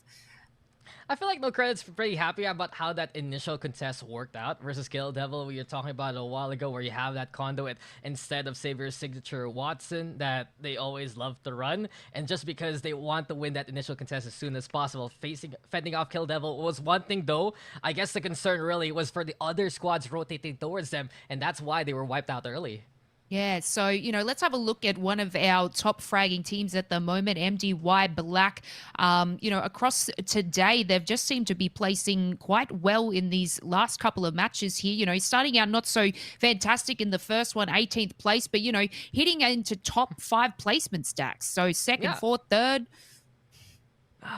I guess it's really interesting, right? The first game for MDY-Black, if I remember correctly, yes, they were caught out early, but those 3 kill points were against Wonton Dumpling, and that really set the pace for them moving forward, picking their fights a bit better, not having to commit into big engagements, and it allows them to get minimum 4th place over the next 3 maps, 9, 5, 7 placement points. That's 21 in total, and we've seen them take the opportunity to play inside the ring, play with a safer angle compared to everyone else, and it's giving them the chance to really contend for the top spot of today.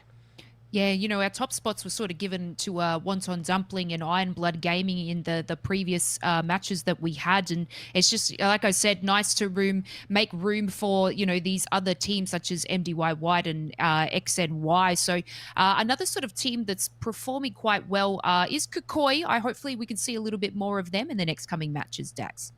Yeah, very excited too, because we can see their potential when they play out their angles well. They took that map into Storm Point, but I really want to bring out something that happened in that last game, right? Map number 4, just falling down from the building. It was unfortunate, but we are getting into the game here, folks. Thank you so much to Lace for everything so far. We'll see her later on. It's time now to get the contest going yet again. Kill Devil versus Full Engage round 2. Here we go as they drop in straight on top of Siphon. Kill Devil, NoCredit up the top. Conduits play a huge part in this with, you can see Levy already taking damage, but he's got 20 seconds to re-chal now. That he's got that Radiant transfer. I mean, interesting that they're actually even popping the cells at this point, Dax, because the way this works, you really don't get a lot of meds with this contest, and you need to use those windows where the conduit queue is up to maximize the resources you have available. Yeah, they're taking their time, but that is a beautiful shot with the Sentinel. Kill Devil trying to, at the very least, keep the tides turned in their favor. But NoCredit taking the fight to them. Kill Devil now hurting Levy, the first to fall. You get the range of transfer going through Haven Wash, sure, but that's already 2 down here for Kill Devil. NoCredit yet again taking the advantage now, but here comes the damage. Kill Devil eliminated, and NoCredit wins the contest yet again, but this time they wipe out the other squad. And they do it so much faster as well. So hopefully this time that means NoCredit can avoid their fate from game number 4 there. And, you know, not go down to a marauding team such as T4 who might head up once again from the dome all the way down the bottom of the screen. So far south we can barely see it. And it does look like as they just pop that beacon, as you can hear there, we're actually going to be heading over to maybe staging, but potentially even Mirage Trois. Yeah, this is very interesting because there's a lot of elevation in these potential next rings in DNZ. They're moving forward towards staging and ready to contest War Monster Firebird at a moment's notice. Winning that last game with opportunity. Bolin, of course, one to watch out for with those lucky shots from afar. But Papa's the one with a 30-30, cracking that shield immediately. Shark has to hide yet again to get those shields back. Gets the range to transfer, but WMFB, they have one section of staging to work with. They're keeping DNC elsewhere. So the team that lands at staging, they of course do have choice of where they want to fight this from. Most teams tend to do that from Dorito, from this house up near MeiDuiYaoBYD, as we can see. But they've actually given it up. So DNZ are going to take that away from them as we have a look at some of the other teams here. There you go, DNZ. You know, they leave for 1 second. Boom, another team is just going to fly straight in. And that's potentially a very costly decision from MeiDuiYaoBYD there. You know, maybe they could learn something from XNY, leaving someone in the house to anchor that position, fire shots and show presence so that when another team does evac in, they don't consider it an open position and don't play for it.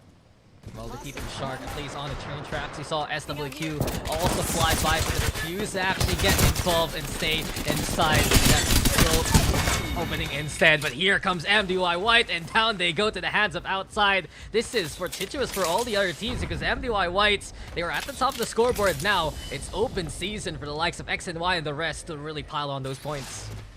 Yeah, I mean, depending on where these circles end up, I thought that they took the MeiDuiYaoBYD zones out, actually. So it'll be very interesting to see if this does end up anywhere near there because, you know, just looking at the ring, it kind of indicates that it should be pulling in that direction, but maybe it won't go that far. Maybe it'll end up, you know, a little bit closer on the train tracks or something like that to the east and to the north of staging. Because obviously before MeiDuiYaoBYD decided to park itself on top of Lower Fissure, we did get quite a few zones that ended here. Look, we've got some wild ring pulls all throughout the day already, especially last time around in the last group on Storm Point. But WMFB, they're going to get scanned by the survey beacon. They still stick around on staging while DNZ has that little house to work with. So overall, most of these teams are really banking on the fact that MeiDuiYaoBYD is the place to be outside in one building. And you got KAKKOII on the other, Boogie borders. This is their draw spot, and they're happy to play on top of the ship itself. So overall, I think for Boogie Borders, really the win condition right now is to just stay away from all these rotating teams, play the elevated angle as much as they can. Yeah, I mean, if it remains in for a while, then exactly, you get some pretty unbeatable sight lines on the side of MeiDuiYaoBYD. So can Boogie Borders take advantage of that? We'll see. Oof, MDY-WHITE. Actually, have they been taken down literally off that evac right now? DreamFire even picking up the angles there just through the edge of that train cart. MDY-WHITE, sorry, Black are not in a good position right now. Yeah, DreamFire on the hunt. They see exactly where they're going. And it's PT here finding one more target on the floor. No escape really here for MDY-WHITE. They're trying to survive as much as they can. And they still have one member with 1 HP. The Crypto of Augenstern looking to survive as much as possible. I guess really for MDY-WHITE, my concern here is they're swapping away from their raid composition, moving over to the Val Crypto instead. And it doesn't feel like they're that attuned to it right now, getting caught mid-rotation like that. Yep, and not only that, he's just been spotted out by MeiDuiYaoBYD, who might have a frag to finish him off. Nope, a Havoc headshot's gonna do it first. Both MDY squads are gone now. Both MDY-WHITE, MDY-Black, 2 teams in our top 3, eliminated early on. And we've seen, Genome, so far that there are other teams that have made a case for themselves. You got AGL in the scoreboard right now. You got KAKKOII, X and Y going to be very happy of what's happened so far. But Wonton Dumpling is a different case. Their placement points have been a little bit subpar in this group, but their kill points, of course, exquisite as always. Facing off against the pylon right now. Jackie Chan, though, in trouble here. XDZ trying to get the hell away, but Wonton Dumpling dropping down to try and do some damage still. MXF, can they handle the pressure? It's only NBX trying to fight back. They're gone too. Peak got himself. It's Gugu bringing in all those kills, and Wonton Dumpling, they survive for now, but can they handle the next squad on the list? Apparently not. It's MXF who gets the job done alongside SWQ here, who wiped the slate clean. SWQ actually pulling in there with the help from the drone scans. It was Donut who had that perfect information and just allowed him to jiggle peek to perfection and finish off Wonton Dumpling there. So good effort from them. I mean, 2 of them had white armors, so this has been an incredibly nice loot donation there from the other teams. And SWQ go from being, you know, honestly, probably a pretty timid little team who couldn't poke for fear of getting full sent after the teams realized that they had 2 whites, to all of a sudden being in a formidable position, not only in resources, but also in their position. Yeah, Screen says it all. They can be trouble if they choose to. And SWQ are the team that have picked up the rate along the way. But full engage now, having to take a fight versus X and Y right outside Thermal Station. Full engage of later, namesake. Looking for opportunity towards XT and JR, especially. Smokes are out, and it's Bang Papa 5th looking to lead the charge. They have though the Digi threat to utilize. Here comes the Rolling Thunder into play as well. And full engage, they're in cover for the time being. X and Y on the other hand, they have a partition for themselves, but wait, there's more. DNZ, it's Joker coming up closer and closer to try and third party. X and Y though bringing the fight to the front line. It's YZ taking some damage, but X and Y have an angle to work with. A 1-for-1 for the time being. 2 still standing for both of these squads. A reset yet again. No region transfer as of yet. Full engage. They have a pilot to utilize. They want to go for the resurrection, but they decide to go for the fences instead. Panic sets in. Jump, Jib, putting down everything he can. X and Y though taking the fight to them. YC on the board. X and Y know that they can take this one if they hit these shots, and that they do. Yeah, I don't think that's gonna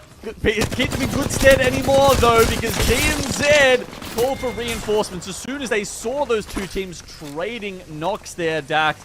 The other DNZ members just crawled in closer and closer, and as you can see, one of the easiest third parties that you ever will see for DNZ there. Not only that, with the timing of these ring pulls, they will actually, I think, potentially be able to swing up through the western choke here to their north, and at that point, they're going to have a good position in the circle, as it does pull further towards Mirage Etoile.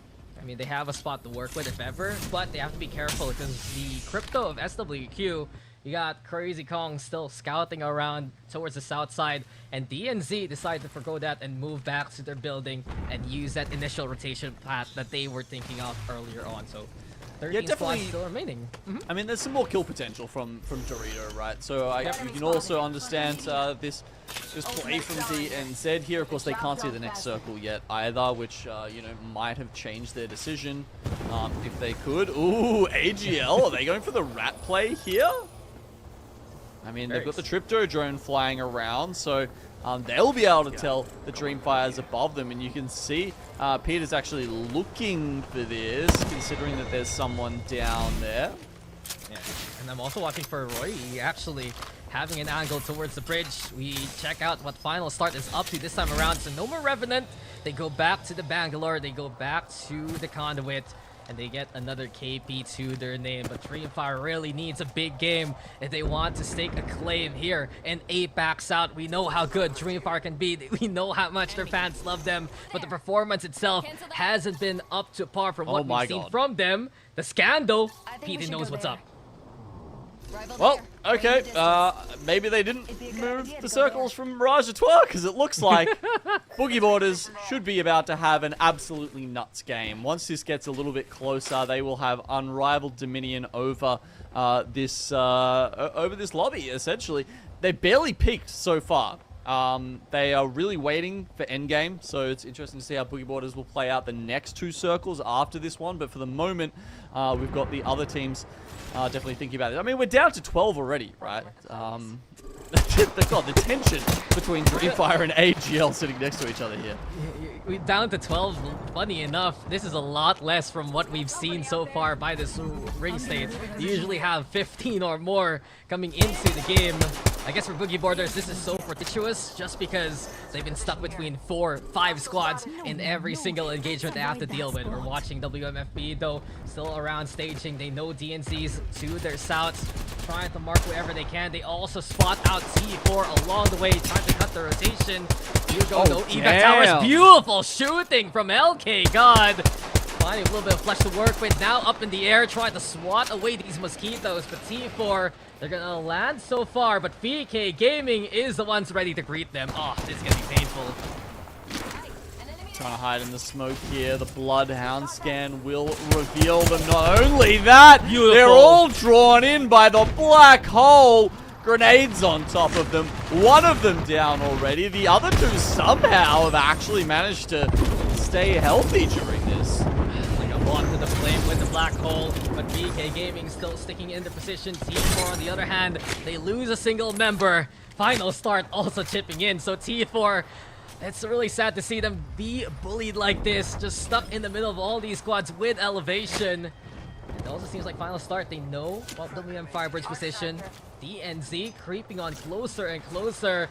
And look at DNZ right now. They have the position to kill WMFireBird at a moment's notice. Final start though, still cracking those shields, bringing it damage and bringing the pain.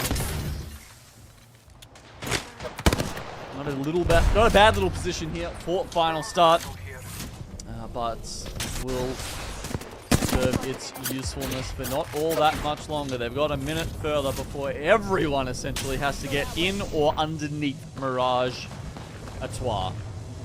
People who are in the buildings below, teams like KAKKOII or outside, they'll be okay for now, but gosh, everyone else who has to pull in. IronBloodGaming, wow, they've actually moved up into SWQ, who obviously were in a good position right from the start, and they've put aces on the floor already. They were prepared for it. IPG is the one with a numbers disadvantage right now. Donut gets the shields back online. The Prowler with the GG threat is going to be a big nuisance to begin with. DNC though, an APC for them too. It's IBG now getting confirmed along the way. SWQ just shooting from above, and they call now the drop to try and catch IBG as soon as possible. A slide by here for Donut, tracking down IBG at a moment's notice. Sticky survives with a sliver of HP, but this was the moment DNC's been waiting for. They now go for the third party versus SWQ. They have the armor advantage here. SWQ right now trying to keep up this pressure, or trying to survive for the time being. DNC, evac tower gives them the elevation. Now IronBloodGaming is eliminated, sure, but DNC takes his position away from SWQ.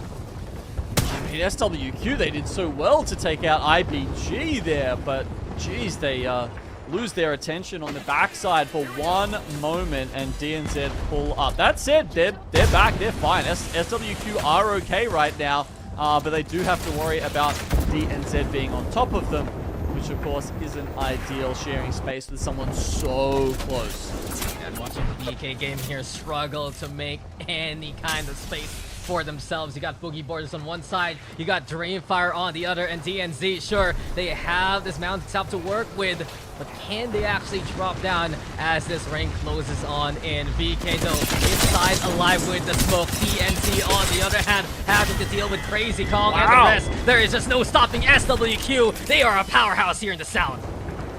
Damn, this is really their game, isn't it? 7 kills already, and as the ring shifts, we see it is essentially Godspot. They will have that little platform to play on. It's so hard to move up there, even if you've got Gravity Lift, you know, which often can even things out for teams who do play Horizon. It's such a vertical and you know, clear space underneath that platform. It's very hard for anything to happen there. Boogie Borders, they were playing the buildings below, but they decide that they need to take this higher position in order to start maximizing that kill potential for them. But DreamFire full sending it as well. Yeah, DreamFire also going to be in trouble now. You got WMFireBird nearby as well, but Boogie Borders flying high. Black hole into play. Beautiful PK shot there from Racky, cracking under their face along the way, and KAKKOII's gone this time around. This is one party that Boogie Borders wants to keep exclusive, and they're fending off anyone else who wants to stay here. DreamFire's gone as well, and we're left to 6 along the way. AGL though, another contender now. It never stops. Endless hordes here coming towards Boogie Borders. And AGL, they're going to get the first knock onto Racky, then onto Fussy. They follow it up, and Boogie Borders, unfortunately, cannot handle the pressure against that many teams in a row.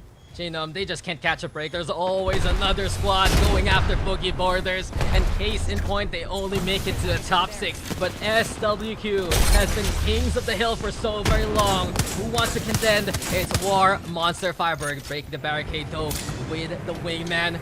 War MonsterFireBird on the other hand getting their shields back up and using the cliffside for cover. It does feel like though this ring will force these teams to drop down sooner or later, and SWQ is the happy one with the perch here.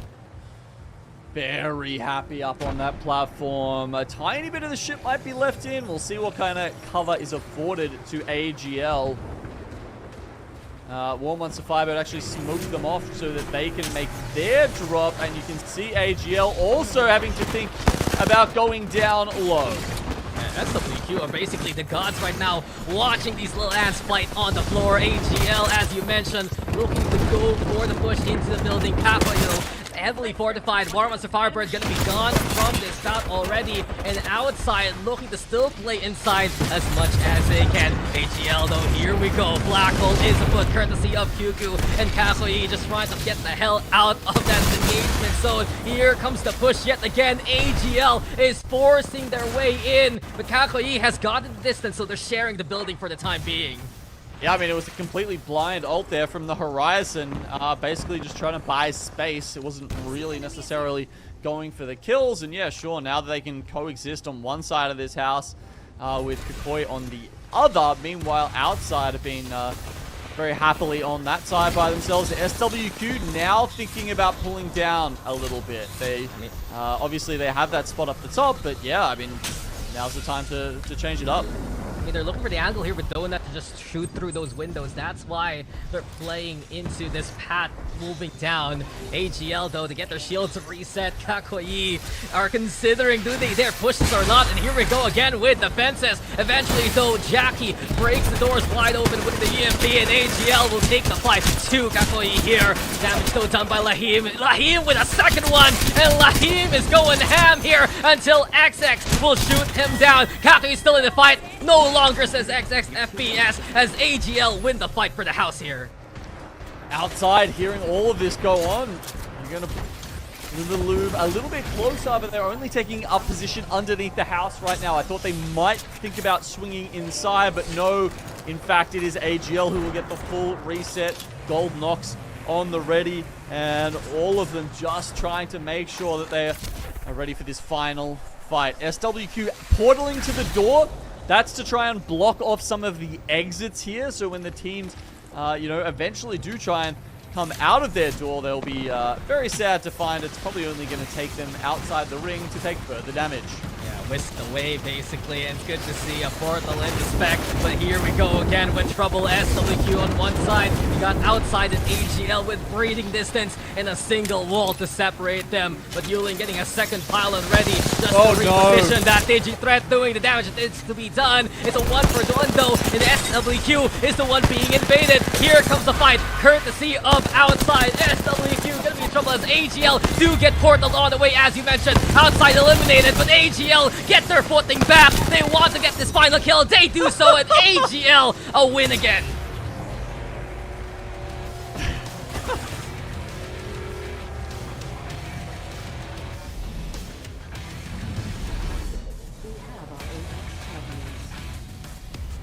We are getting closer to the end of our matches, as that was game number 5. To say it was as fueled as I am with caffeine right now. Genome, that was exceptional from our teams. That was a hilarious finish. I mean, so by the way, I'm not sure if we caught this on the main channel there. Maybe you guys on multi-view who are, you know, having those final few POVs up might have seen this. AGL actually took that final portal, by the way. They all went out. Of course, SWQ had set it up with the fences as well. So as you came out of the portal on the other side, you walked through the Wonton fence. They all took ring damage. They all took perimeter fence damage. Then they came back through and they still won. Yeah, like, you know, I saw Boogie Boarders having the zone pull in their favor. You know, that team's known to do the edge, but, you know, sometimes they get the zone plays. You know, if you can solidify Mirage Voyage, generally your chances of winning are increased. But what was absolutely crazy is they, you know, Boogie Boarders gave it up to the likes of AGL. So they took the top. They then literally dropped off the ship and they took the building. I thought it was all over Red Rover for them, but, you know, managing to get a clutch with that gold res as well. They placed second in our previous round, but, you know, AGL, they wanted to come first, and they literally showed us in that match why they deserved that first place. Yes, I mean, like, SWQ's position was phenomenal, and I guess they kind of deserved it after, you know, taking a smart third party to start with, and then being able to fight off DNZ and all those other teams that really challenged them up the top. And, you know, it wasn't quite the same for Boogie Boarders. They did manage to stave off a few teams, but unfortunately not all of them. And that final loss to AGL, you know, who knows, that very well could have been Boogie Boarders, who who finished off and ran out the game had they won that one last fight against the Chinese team, pushing on from Taiwanese team, I think. Actually, the push in there at the end. And, you know, Boogie Boarders, they won last week, and it's been nowhere near as fruitful for them here in week 2. That's it. It's good to see some different contenders placing up in the top there. But like you said, they took the portal into zone and then came out. But, you know, that didn't matter. Their decision to block that door didn't matter for AGL. So, you know, they solidified that win. And as we take a look at the damage that they've put out as well, quite crisp. But you know what? SWQ still, you know, putting out immense damage in a second place. Yeah, I mean, that's probably no surprise when we consider how strong their position was. They had, you know, plenty of guns to choose from in the 6 deaths, at least the 6 death boxes that they had up on that platform. So it was really free firing all game long, just absolutely farming the numbers there for SWQ, and then finishing it off with 9 placement points and 11 kills for a 20-point game is pretty damn solid from them. DreamFire coming in at 7th there, picking up 3 KP. Boogie Boarders, they got 4 KP from all those fights they took. So again, you know, what's that? 3 placement points and 4 kills. 7 points it's an okay game, but it's not going to push them up any further than 14th at the moment, where they're still a fair way off the pace considering we're 5 games through the series. Yeah, exactly right. You know, we've seen a couple of teams sort of dancing around first, second, third position. X and Y have been at the top of the leaderboard for quite some time. And, you know, moving on with MDY-WHITE. You know, MDY-WHITE, we didn't really see too much in the, you know, final zone just there, I believe. But for them to still sort of have that top position is crazy. But then, you know, AGL just swimming from the bottom to the top, putting them in third at the moment, you know, tailing behind, you know, MDY-WHITE and X and Y. But, you know, outside still performing well there at 42 points. So, you know, any sort of team at the moment could take this last match and sort of push their way to the top. I mean, look at that. It's between, what was it, 1st to like 9th or something. It's a 12-point difference. This is actually an incredibly low-scoring lobby as far as the top end of it goes, which actually makes for a very exciting Game 6, Lace, because that means we've got about 10 teams who potentially have a chance to win this. That's it, right. We can't guess it, so we're just going to have to take a break, and we'll come back after the break, and we'll see who takes the lead.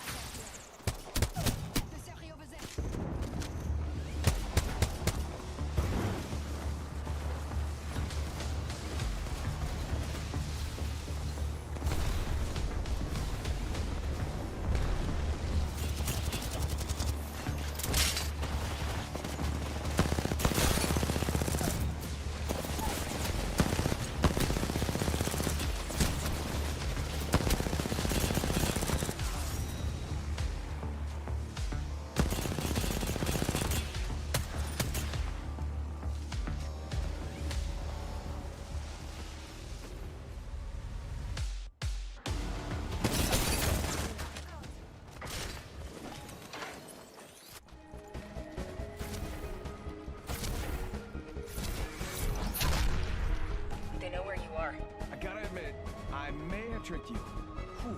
Glad I got that off my chest.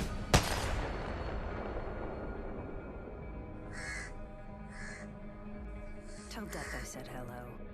I will, Blanca.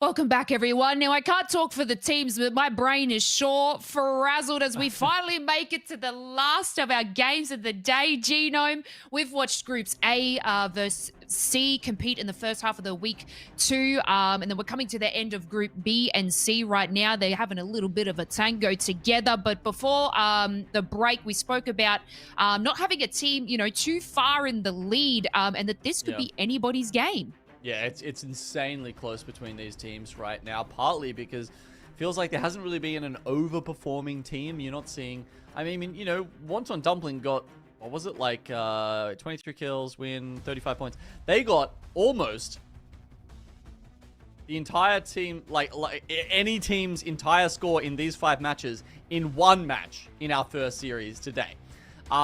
So yeah, I mean, it's partly that, and it's partly just, I guess this lobby is kind of so closely matched, that no one is really able to, sort of come in on either side of it. Yeah, exactly right. We still have like the true overboard leader for the series, but let's take a look at our damage reports here. JR just out in lead with the cool 6,402 damage, Genome. Oh my god, finally. Is that the first time we haven't seen a Bangalore on one of these graphics today? Actually, I think you're right. Let's go JR on the conduit. I mean, obviously he's using it, in a very aggressive fashion, just like most of the other Bangalores that we have seen. But yeah, interesting to see Lahim from KAKKOII up there, and Bang Fafa, one of our newest entries to Pro League, also showing what they're made of. Yeah, so, we do have a couple of teams tied for first and second. And like I said, a few more teams trickling behind. Everybody sort of wants to hit these high damage boards that we have here. They really want to work for their team. And as you can see, these players are definitely working hard for their teams as we take ourselves back and having a look at today. A few teams performing that I just didn't really see too much of last week. KAKKOII are finally moving on up the ranks, so that's exciting to see them do a little bit better this week. Having a look at coming to our 5th match, AGL, a team that I didn't see too much of, Genome, just absolutely obliterating that last match. Yeah, I mean, AGL, I really enjoyed how they played out their games in year 3, and they would have made it to LAN if we had as many spots as we do this year. So, does that mean there's a chance that they can pull through and finally get that experience on the big stage under the lights here in 2024? Well, I guess we'll find that out soon enough. Yeah, you're exactly right. We're sending more teams through. We're kind of doubled our prize pool, and we're getting more spots. I believe it's up to 8 spots, and our prize pool is doubled. So teams can take home $125,000, 20K just for first place. Yeah, exactly. USD as well, which the exchange rate's looking pretty juicy right now. If you're on the other side of that, actually, so add some extra on top of that. Not too bad. And then, yeah, obviously, once you get to LAN, the split playoffs, generally, I think it's going to be the same this year, are going to have, a $1 million prize pool. So it's not only the money you get, it's also that shot at the extra big money. Yeah, it's always great, achievement for our players to be here in Pro League at least, but then it's always exciting that they could be walking away with some stardom and money in their pockets. But as we take a look at a bit of our team compositions, on Storm Point, we see a few catalysts. We have changes to a couple of Wonton. But, Gino, take us through some of these compositions that we see on World's Edge. Yeah, well, it's interesting to see that the highest played composition here does not have a controller character on it. So you've got no ring scans for the Bang Conduit Horizon composition, but it also makes a bit more sense, right? I mean, we saw 12 teams in, what was that, like Zone 3 or something there, Lace, and this group, BVC, is playing out very differently to, say, what we saw AVB, for instance, where it was a lot more conservative. Yeah, and you think for teams rotating, and World's Edge is quite difficult to sort of rotate in, especially when there's more buildings at stake.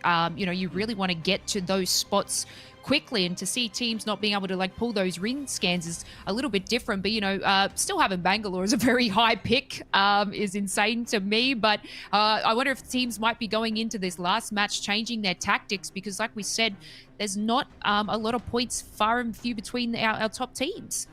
Yeah, I mean, look, we'll find that out soon enough, I reckon, Lace. There will be a couple of changes, I think. I'm already seeing a Wraith come through, which MDY Black had tried out a little bit earlier. Final start have gone back to the Horizon instead of the Conduit. So yeah, look, a couple little changes in there, yeah. Yeah, that's it. It's nice to see the Wraith sort of come back into play. I know we've been watching Apex since it came out, and you had the Wraith, the Pathfinder, and the Gibraltars, and having these teams use such an OG character to sort of block doors. I know one of the teams trying to block AGL there in our last match. Just seeing these plays come back into fruition is just an exciting time for us viewers and casters, I bet. So I'm hoping to see more of these picks in future. You know what I miss though, Lace? I miss the kidnaps. That's what I miss most about the Wraith gameplay. I mean, I don't think anyone misses the insta-Q back when the days where Into the Void, you could as soon as you press the button, basically you were invincible. And then they added the 1 second delay to that. Eventually they took away her Naruto run, which made her a little bit easier to hit, and then fattened up her hitbox. So it's been an interesting path for Wraith in terms of balance, especially in competitive play throughout the years. But yeah, Kidnaps Raw is one of my favorite. I know, I'd be playing a ranked match and then all of a sudden I'm somewhere else and just a slight scream comes out and, the panic sets in. But, quickly jumping back into the portal, it's fine. You can return to your team. You might be half health, but it's totally fine. But, seeing a lot of teams sort of play those compositions where they're more bunkering characters, Catalyst being able to sort of fortify the doors and walls. But then having Wraith sort of use that portal as a barrier as well is just the brains we love seeing from these teams. There's been quite a few teams that are sort of just steamrolling through the competition and just taking kills out, but we do see a little bit more of, I guess, smart plays on World's Edge. Yeah, it definitely plays a little bit differently to Storm Point. But yeah, even, I guess, as we've seen there, kind of depending on the ring, it can quite change quite drastically, how many teams we see alive towards the end as well. I mean, the fact that MDY-WHITE are currently sitting second on our leaderboard with 44 points at the moment, and they're playing Wonton Crypto Valkyrie, right? That's again, that was, I think, as we just saw before, it was 5 picks or something like that. So many teams bringing back Valkyrie is honestly something I didn't have on my 2024 bingo card. I mean, it's just been, it's a pick that we've seen a lot less ever since evac towers were introduced. Yeah, I was just going to say, I did see a reduce in Valk since having the evac towers, and I guess, separating the two, having the Valkyrie sort of take up the team, and they can only kind of shoot at one player. Sometimes it's a risk taking the evac towers players sort of go up one by one, and it's just a straight line to beam. So having Valk still within the meta is quite interesting, especially in these smaller maps like World's Edge. We do need to see rotates happen a lot quicker because it's a smaller of a map. It's harder to harder to sort of move, moving quickly. Yeah, I think it felt like when when Valkyrie was introduced, she was very impactful because she had the VTOL jets and you could gain, all of a sudden you could get high ground, just I guess maybe like you could with Pathfinder in the past. But then Horizon came in and all of a sudden your entire team could get high ground and be playing high ground, and then all of a sudden, apart from her previous ring scanning abilities and her skyward dive, it felt like she really moved out of favor compared to Horizon, just because of that, that team battle dynamic that you had with that height advantage that the characters allowed you. Yeah, exactly right. So we're just sort of getting patiently waiting for our last match of the day. So just sit tight, everybody. The action will be on your screens shortly. But Dax, can you take us through any of the teams that may have shocked you today, that may not have sort of showed you what they were made of in the previous week? I think we have to talk about the big dogs that we expected to perform, and they haven't done so far. In 13th place, DreamFire. Their woes continue despite swapping over to the Bloodhound and looking to use that scan legend just to find a few more targets. Boogie Borders, on the other hand, how has this really gone wrong for Boogie Borders? They've always been a victim of a third party. Even when we saw them have Mirage Joie for themselves, right, they were still getting third. They were still getting chased after by other teams, and it really feels like for Boogie Borders, they can't catch a break whatsoever. Another team also within the same sphere, basically, IBG, all the way in 15th place. So really the names we expected to perform today in this matchup, they're struggling to get even past or even into the top 10. Yeah, exactly right. I had high hopes for Boogie Borders coming into World's Edge, and, I'm sure that they're feeling a little bit upset that they just can't seem to, get in on a fight without being absolutely obliterated from a team rotating in. They had that high position we saw in the last match on Mirage, but, teams were rotating in and taking that position too. I saw DreamFire fly in and take that God spot. Then we obviously had AGL come in on that God spot. It seems like they're sort of just giving up, their area for free, Genome. Oh, man. I mean, I don't... Wait, you mean Boogie Borders? I don't know if they were giving it up for free, man. That was, it was like they barely have a second to breathe, and then another team would be calling in, be evacing in, and be right on top of them. I think they gave their all for that one, but honestly, it was a bit of a slog out there in the end. I think one of the interesting things about looking at the leaderboard there and DreamFire, as Dax was just talking about, is that they're in 13th right now on 22 points. And now we said it was a very tight lobby, but it's a very tight lobby for the top 9 teams. If you actually have a look at where DreamFire is sitting there with 22 points, it's really hard for them to get more points in this lobby. Like, they need to get, say 13 plus points and have full engage in MDY Black do nothing to even just get up a couple of spots here. So it's not what we usually would expect, which is like the top couple of spots are quite hard to obtain with a couple of outliers there. But one big game at the end of the day can actually jump you up from, who knows, 15th to 5th or something like that. It's almost the opposite of that today.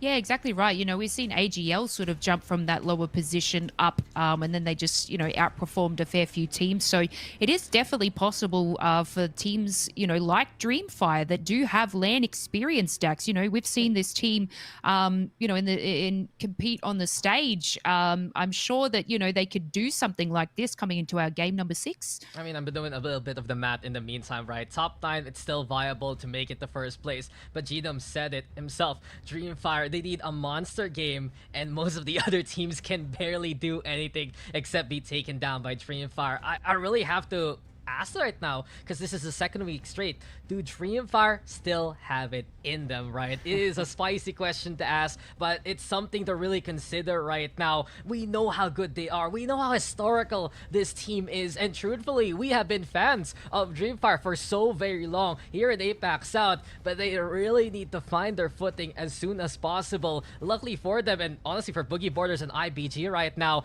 tough days, you can still kinda get away with it given we have a few more land slots, but this is the second day straight, or the second outing straight for DreamFire, and you can see their best placing so far has been 4th place in Storm points. Yeah, so sorry Genome, take it away. Yeah, I was just about to say, that's such an odd thing to see from DreamFire, right? We know in the past they've experimented with both styles. Typically, historically they were very much an edge team. And then a little bit last year, we saw them start switching towards being more of a zone team. And then I feel like it was really when they were playing a little bit more hybrid that they sort of came back into their own. But here, with most of their points coming from placements, it's a bit unusual and, frankly, a bit concerning from DreamFire. Yeah, and at the start of the, the day, I sort of had my sights set on IronBloodGaming, and god damn did they perform in the first couple of matches, but, you know, slowly slipping down once we hit, you know, this second round of groups. So it's it could be anybody's game in that sense. But, you know, after a really long day, I know us as casters, you know, we can feel it too. Imagine the teams, you know, they're sitting there trying to do absolutely everything and anything just to win, or, you know, make sure that they're not getting third party or taken from, you know, a different angle there. So, you know, we could only imagine the passion and, you know, some of these teams are feeling. But we are coming to the end of the day. Guys, this is World's Edge. We're going to take you to our game number 6, the last game of the day. Take it away.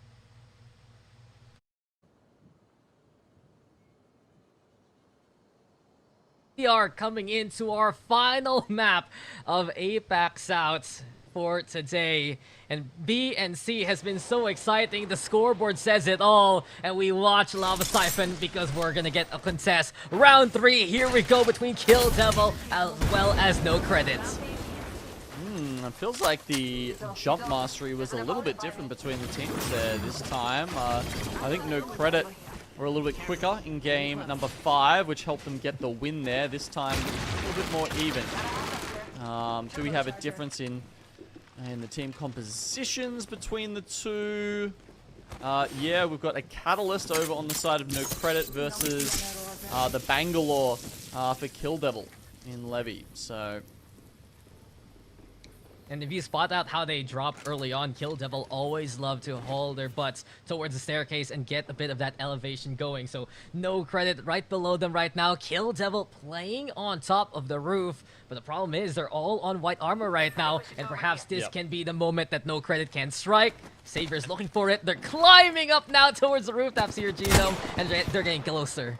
Yeah, and that's one of the trade-offs you have to make. A team often will take the roof early, and it's a better position. You know, easy to get a headshot damage, all that kind of stuff. But you do trade it off generally for less loot, less shield cells, less resources with a team who can take their time looting below while you are up there on the roof. Yeah, and you know these two squads can actually take their time because the ring has them firmly near the middle. And not only that, it's also the second ring pulling their way. So teams like DNC, they're already rotating towards the junior siphon area from up top. I wonder if DNC's actually get a third party this after they hear a bit of noise, because it seems like NoCredit will finally do the battle that they need to versus Kill Devil. 2 down on the KD side. Mex is very cheeky, getting the job done, and the Mozambique putting in some work here for Savior. Push coming to shove yet again. NoCredit finding a few more KPs along the way to confirm the 2, a single survivor of Kill Devil. It's Levy trying to get the hell out. Levy does get out, and NoCredit, none of them drop. This is especially important because, as you said, the ring is pulling towards Siphon. So teams are pulling up left, right, and center here. And if that had have gone on any longer, most likely it would have seen some third-party action. So just in the nick of time there, NoCredit coming out on top. And I think that was a, what was that, a 2 out of 3 for them in the win-loss columns today. I think they're 3 out of 3 actually versus Kill really? Devil themselves. Okay. Yeah, they just didn't get the wipe for the first and third games. And if you noticed a while ago, T4, they've already left the dome and they take the geyser and narrowly miss the final member of Kill Devil. So Levy still gets to play a bit more of this game. I guess the concern right now it's because IBG stares by stacks. He got full engage over near Big Mod as well, and all of these teams will start to funnel in towards Lava Siphon. Yeah, I mean, you'll be able, you can see Levy down the bottom. He'll be able to see their crafting, so he's just going to have to wait until IBG get away. Hopefully, you know, the Dexter doesn't spot the tracks, because otherwise he'll definitely be popping some scans. Obviously, that's one of the not very often used parts of Bloodhound's kit in pro play, but in this instance, it actually could come in handy. And I guess that's the other part about using Conduit in these early content stacks, is that you do give yourself the option to run away and craft your team later, right? Because apart from Conduit, there's not a lot of support players played in comp at the moment. Pretty much, right? We're getting less controller players going. We get more of the support instead with that extra perk. But I was watching DreamFire because we had a bunch of questions about them during the panel. And right now, they pop the Beast of the Hunt. They go for the evac tower and are looking to stake a claim. But they wanted to go into the building where SWQ was stationed. SWQ had the pylon, and DreamFire calls it off for the time being. Oh Okay, Levy.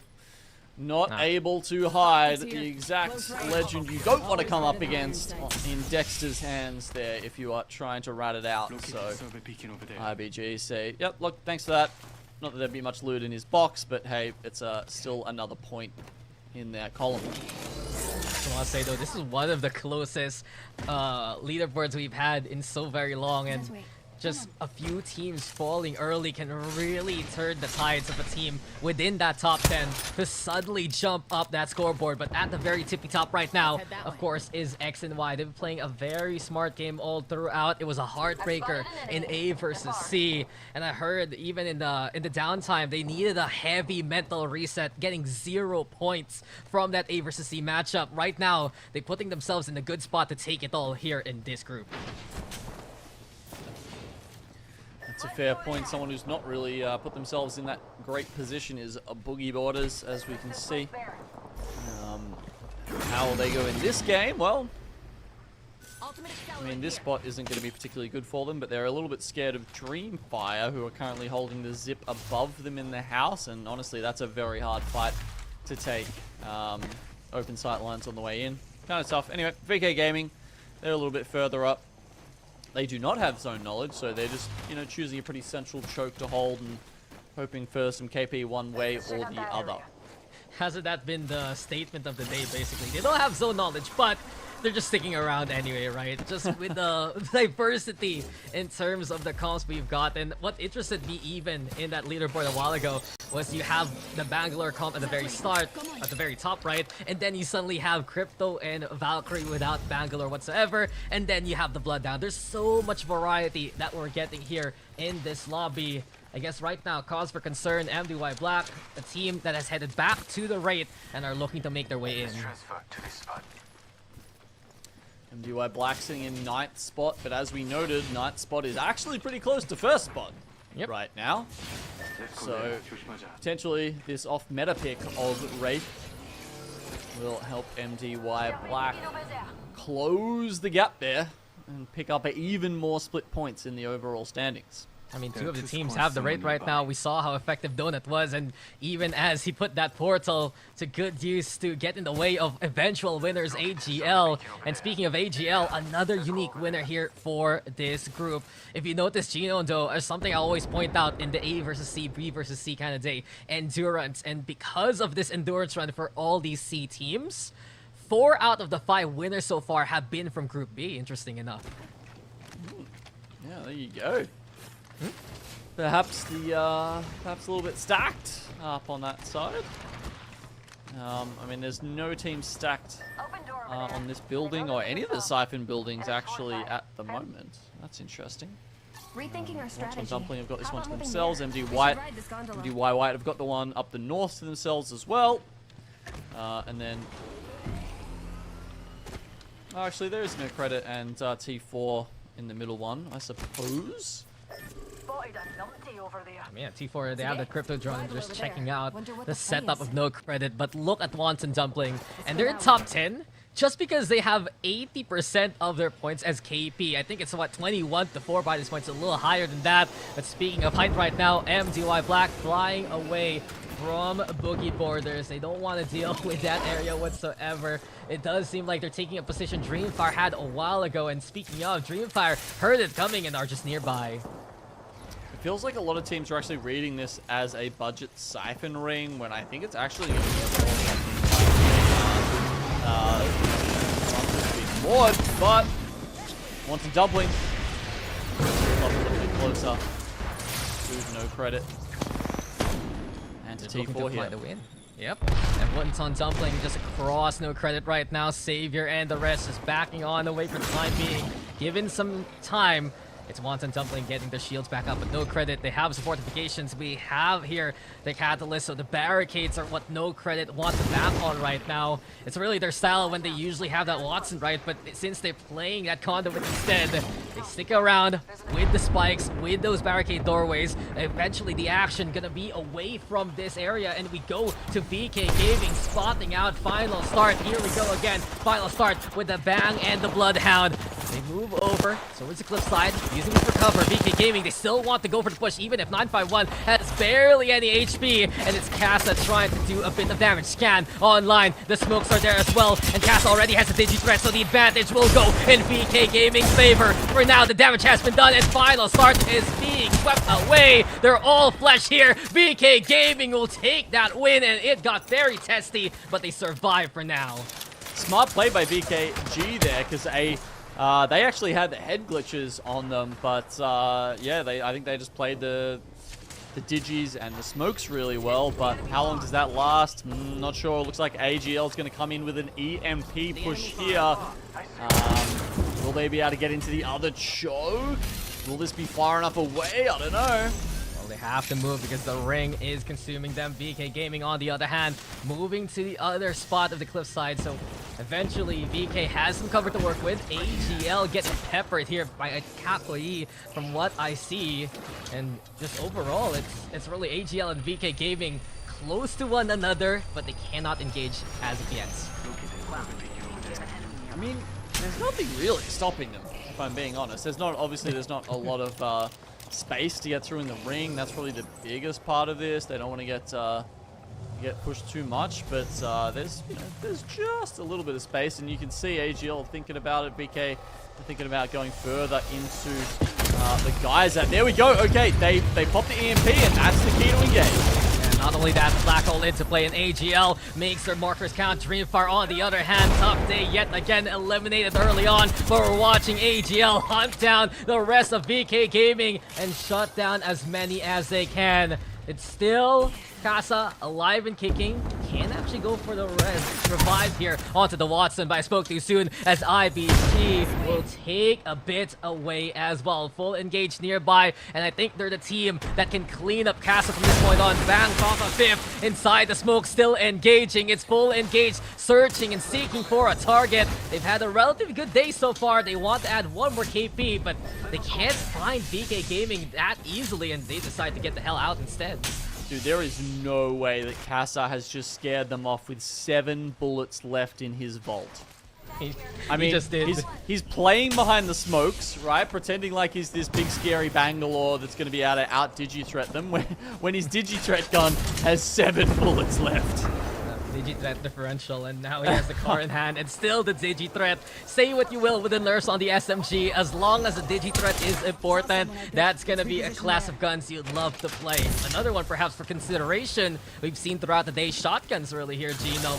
A few Mozambiques nearby, a few Mastiffs as well. Wonton Dumpling though, getting elevation. They know an EMP is coming their way, but here we go again. AGL is on the prowl. Next one on the chopping block will be full engaged. They're gone, but AGL, they're hurting quite a lot here. QQ now getting into the ring, but I spoke too soon. MXF, where did that shot with a 30-30 come from? One more hit can be good to wipe them out, but AGL getting the cover.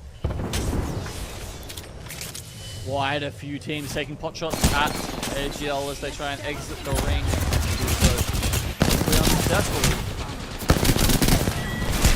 Here we go. Engage yet again. They're getting knocked down though, and it's just Wonton Dumpling doing what they do best, kill. There's still another threat though. A squad nearby that will be Savior and the rest. NoCredit now trying to make a play with the black hole. Mexiso to the floor. It's Bossy actually getting involved as well. And there's going to be a lot of players right now moving here into the lava siphon area. Boogie Borders getting involved. Anna also bringing the aggression. And this is what we want to see. Boogie Borders, they are taking the fight against all these other squads here.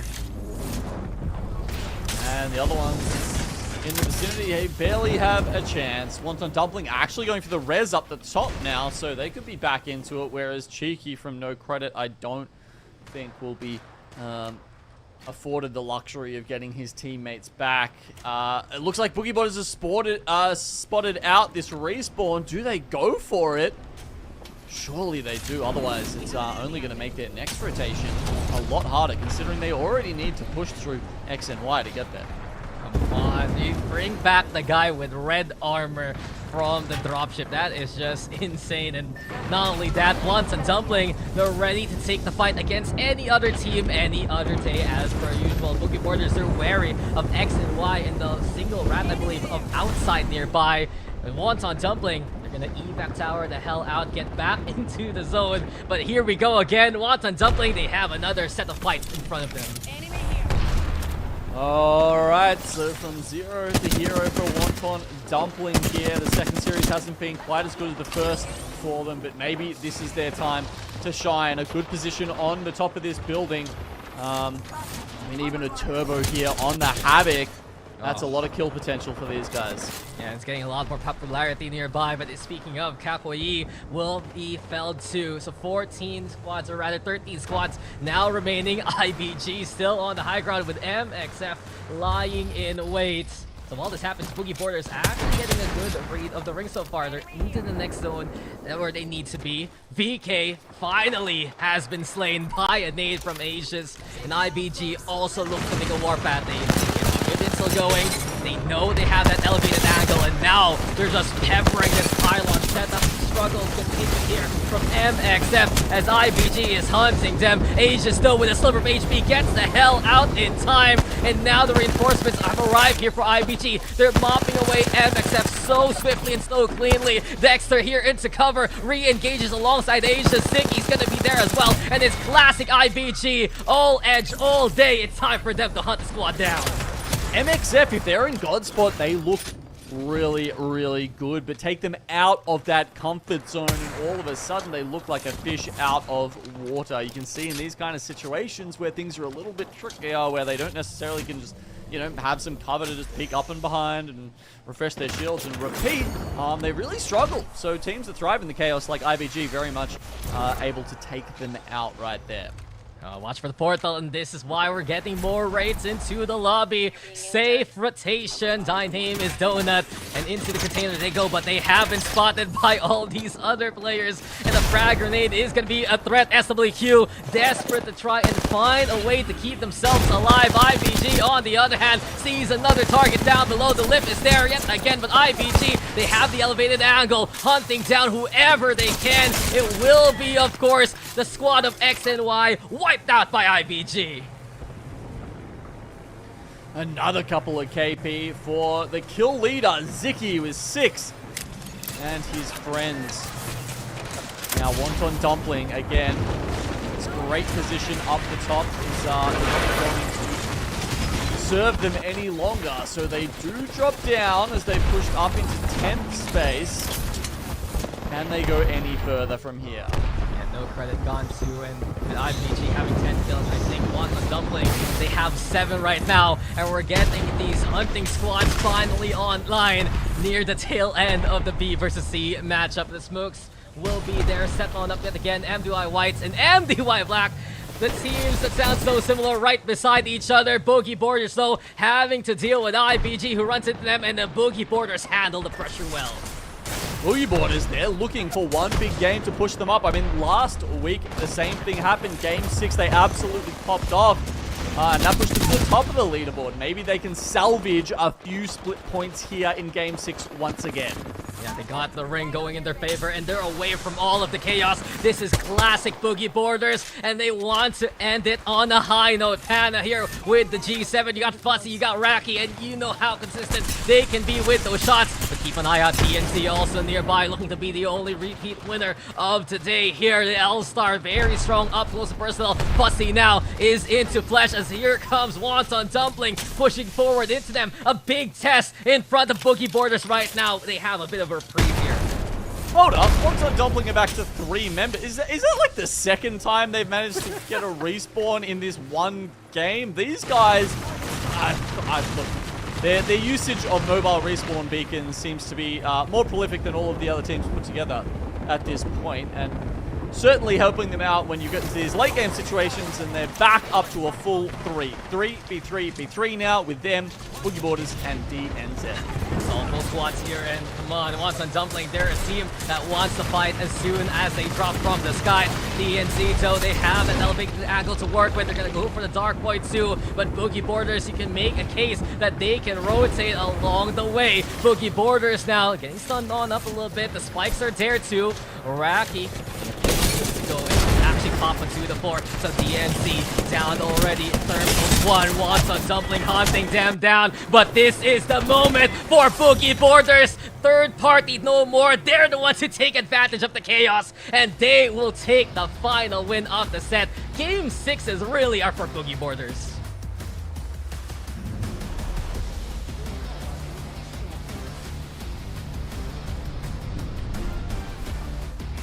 The passion was real in our final match for APAC-South Pro League Week 2. That was Group B vs C. You know, we've had 6 games of pure talent go head-to-head from places such as Australia, Singapore, Indonesia, Malaysia, and more. You know, we saw the scoreboard coming out of match 5 and couldn't really tell who was going to take the victory. So before we tell you the victors of today's groups, Dax, why don't you take us through the replay as Boogie Boarders finally paving a way to be one of the final squads there. They weren't going down. Look, just as I said, right, if Boogie Boarders doesn't get third-partied, they can win these kinds of games. And case in point, they played that rotation well. It got very dangerous when Wonton Dumpling was braiding on their necks towards Lava Siphon, towards that final ring. But they played the Dark Veil so well, they moved into the other side, let the last 2 teams fight each other, and that was the game. But we saw a lot of different things happen here, Gino, especially where we saw a bit of how the EMPs have been playing well today, how the Horizon Qs have been a factor, and overall, it was a bit of the best for some of these teams finally waking up at the last game. Yeah, I think even how their ultimates were used in that last fight was really important. So as you said here, you know, we saw the wall come out early, and actually the Boogie Boarders were the first to use their ultimates out of these 3 teams, and going into the end game, they had none of them left, whereas, you know, we saw Wonton Dumpling, they still had the Horizon ultimate up, but I guess pushing those other teams into each other with their ultimates is ultimately what won Boogie Boarders the game and got them the 10 kills that they ended up with. That's right. It was kind of nice to see IronBloodGaming as well, flipping back to what we know they can do, cutting the fat around the edges. You know, they just sort of mowed down X and Y and MXF there in their way. You know, this aggressive edge hunting squad finally sort of pushed themselves a little to the top. And then, you know, the other aggressive squad that we've been watching all day, Wonton Dumpling, 4,201 damage. Is that our top damage? I'm just skimming through everybody, and it seems like they just, you know, had a little bit of caffeine and just wanted to take second place with a fair few kills there. But you know, Boogie Boarders just still leading the pack. You know, it's exciting to see them finally come back into play after, you know, not having the best performance today, Gino. But Gino, we're going to take a look at the scoreboard here. We're going to see which teams are out on top. MDY-WHITE come out on top with 54. It was a close one, as we expected. Boogie Boarders, they did push themselves up into 8th with that win, but as we noted, it was a long way to the top for them. And WMFireBird, keeping it cool, 7th spot. I mean, if they continue to get 7th every week, they, by all rights, should make it to land. Yo, let me point this one out real quick. Look who's in the top 4 spot. Wonton Dumpling! How do you even do this? What is this KP to placement point ratio I'm seeing? 33 kills. Who cares about placements to make it to the top 5? And the recover your game, yes, Lace, we saw from Boogie Boarders, it did happen, but the kills racked up for Wonton Dumpling. I guess I'm really impressed by MDY-WHITE's performance today, and it's a little bit akin to how they qualified for last year as well. They're so clutch in making those placement points matter. It was something that they did back in the Split 2 playoffs, or rather the Split 2 finals, to make it into the Split 2 playoffs, and it's also why they were able to take the LCQ for APAC-South at the same time. They're just that kind of team that takes many opportunities in these closer lobbies, and they come out ahead because of it. Yeah, that's exactly right. You know, even just seeing X and Y there, they were still sort of sitting in that top position. We didn't see too much of them, but, you know, they just skyrocketed to the top there, pushing some of these incredible teams out of their way, you know, and upon taking that, we basically, you know, have our ALGS scoring there. But, you know, overall, we've got our series points. If we want to have and check them out to see who's leading the pack, we've had several groups sort of battle it out. And look who is still ahead, Gino. Wow. So grabbing those extra couple of points there has made all the difference for Boogie Boarders, as you say, sitting On top with Wonton Dumpling at 37. I'm excited to see Wonton Dumpling up there. I'd be very excited to see them at LAN because, you know, it feels like they've matured and they've really refined that aggressive playstyle. Last year, they were a scary, aggressive team. This year, they are a problem. Yeah, exactly right. And one of your favorites there, Dax, the Lightning Unicorn, the best logo we've seen. How are you feeling about Lightning Unicorn's performance?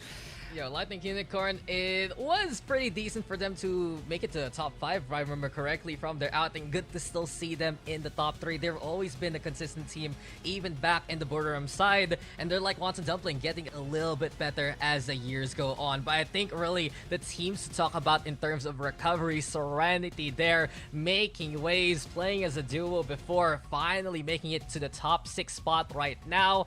And even though X and Y is all the way in 18th, I do have to point out them getting to the 2nd spot are their only real points from this session. They had 0 in that A versus C outing, making at least into the top 20 after such a honestly, I'll have to say it was a horrible performance for them, a heartbreaking one, but at least they have some points to work with moving forward. I guess really all eyes into that bottom 10. It still is DreamFire, someone we have to talk about. That's exactly right. And from our week 1, you know, we saw, you know, Lightning Unicorn and Boogie Borders sort of come out in front of the pack. And then, you know, reaching our week 2, we sort of saw them take more of a back seat in a couple of games. But, you know, still enough to sort of push them to the top. You know, we go into week 3, we're going to circle around and bring it back to where we started, which was, you know, Group A versus B. So it's going to be exciting to see, you know, some of the teams that we didn't see perform in the original week that then sort of just came out of the bag in this week and showed us really what they were made of. You know, so they've got a little bit of a taste for week 3, Gino.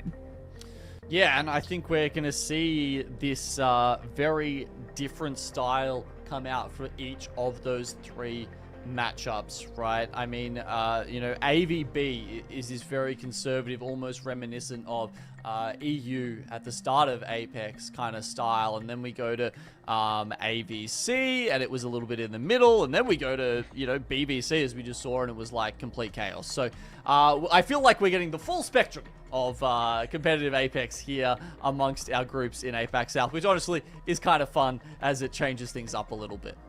Exactly right. And how are you feeling, Dax? We've just had exceptional games from all these teams. You know, I know we've just seen some of the best sort of take it out at the start, but how are you feeling after everything today? I think we really get a clear picture of what's going to occur. I want to do what Gino did, basically. A versus B, you get how APAC-South can evolve to play a bit more of that zone. A versus C, come on, the edge gameplay that everyone knows and loves, and this is why we are MNKBs. But really, I do feel like B versus C is the most interesting matchup, just because we're going to be pointing out there's less of these ring consoles utilized by these teams, and more so they're trying to play off instinct and the rotation paths of the other teams. This means whoever can play smarter in this group matchup, whoever can really assess how these fights go, they're going to be the ones on top. And those are the kind of matchups where you can see mind games afoot really coming to a header. Yeah, exactly right. So, you know, as we closing in today, you know, there's been some teams that have showcased just exceptional talent. You know, we're here casting Pro League for APAC-South. You know, we've delivered teams such as Dark Zero. You know, we're looking for teams here to fill their shoes. You know, my name is Lace, and it has been an absolute pleasure hosting for you guys today. And, you know, of course, I've been joined by some of the best casters in the world, Genome and Dax. You know, I know we're itching and rearing to sort of hit to week 3 after seeing all the performances today. But, you know, do you feel like everyone's living up to our expectations? Is our region living up to expectations, I should say? Look, I think the region certainly is. I feel like there's been actually quite a bit of growth in the off-season, and I'm really excited to see, you know, if that continues throughout the whole split and indeed year 4 of ALGS. Exactly right. So thank you again, everyone, for watching at home. It's been a pleasure being on the Play Apex channel, showcasing APAC-South and everything that we can do. My name is Lace. We're coming to a close right now, and we will see you guys next week for week 3.